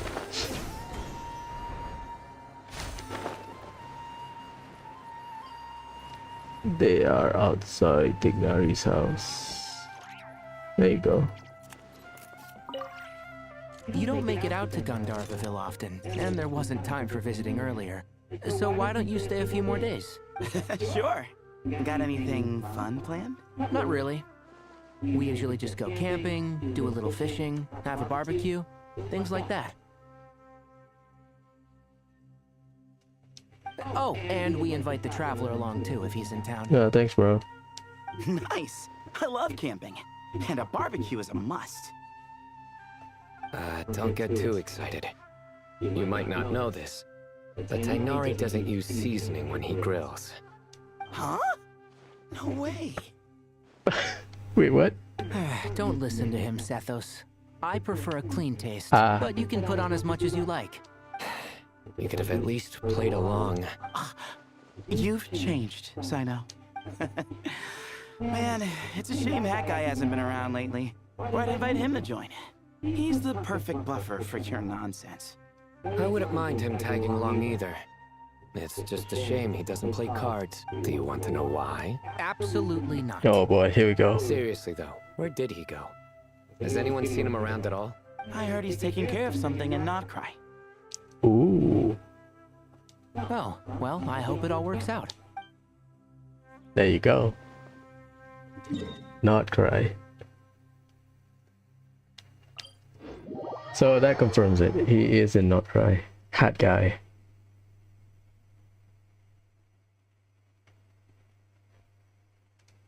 Oh yeah, you can read their mind with Nahida. Look, they are supposed to be here. What the hell is going on? I should check. I'll let them read their mind. That's my bad though.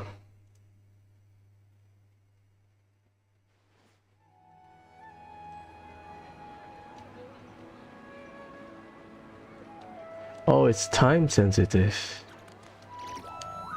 Let's do evening, I guess.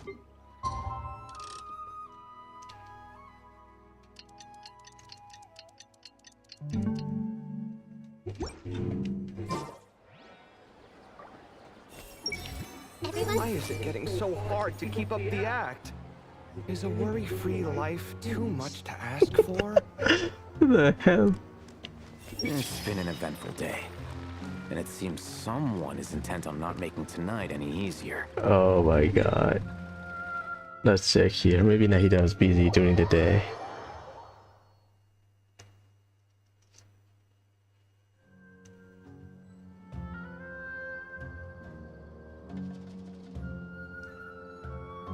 There you go, see?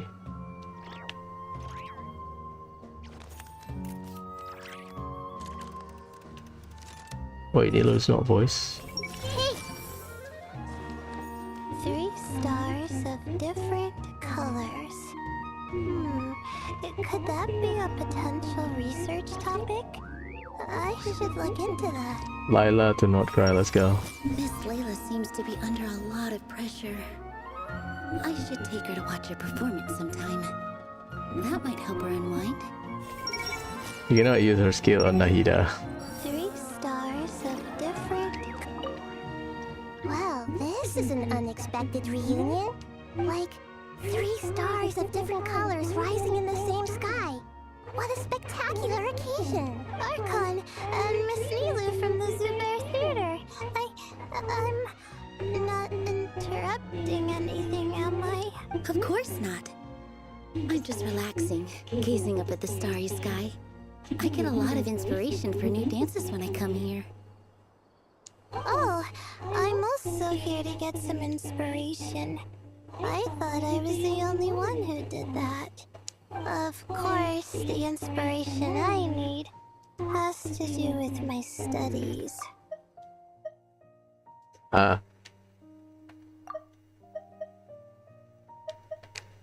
Well, we might be searching for different things, but in the end, we're both just waiting for that spark to strike. But this time, it wasn't inspiration, but Lesser Lord Kusanali who came knocking instead. How do you know I'm not here searching for that same spark? You must innovate after all, even in dreams. Here, I brought some candied ajilenak nuts. May they bring us all sweet dreams. Yeah, that's cute. Let's talk to the boys. Well, scan the boys.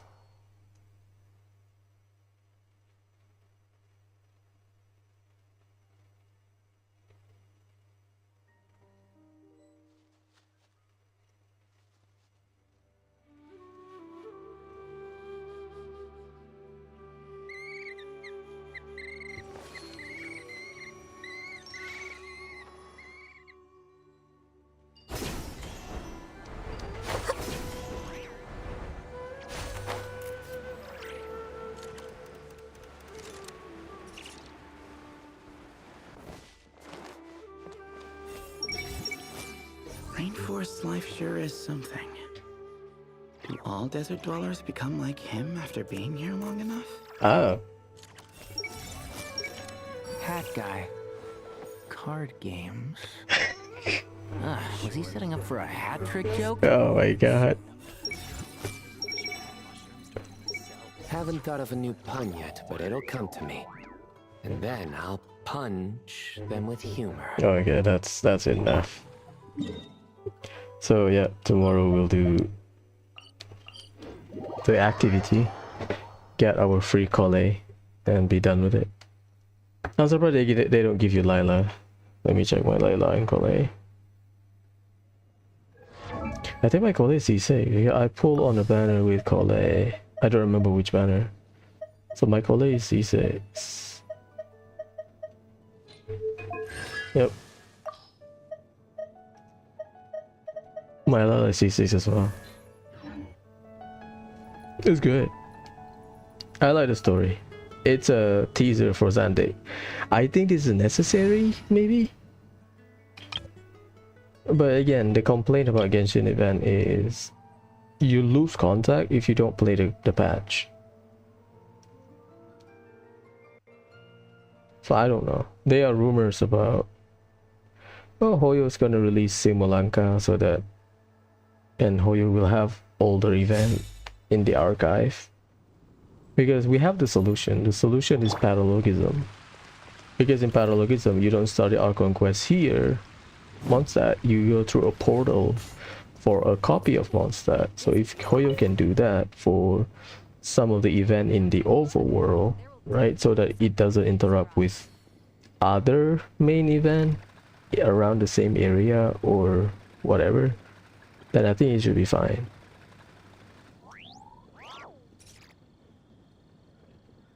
So I don't know.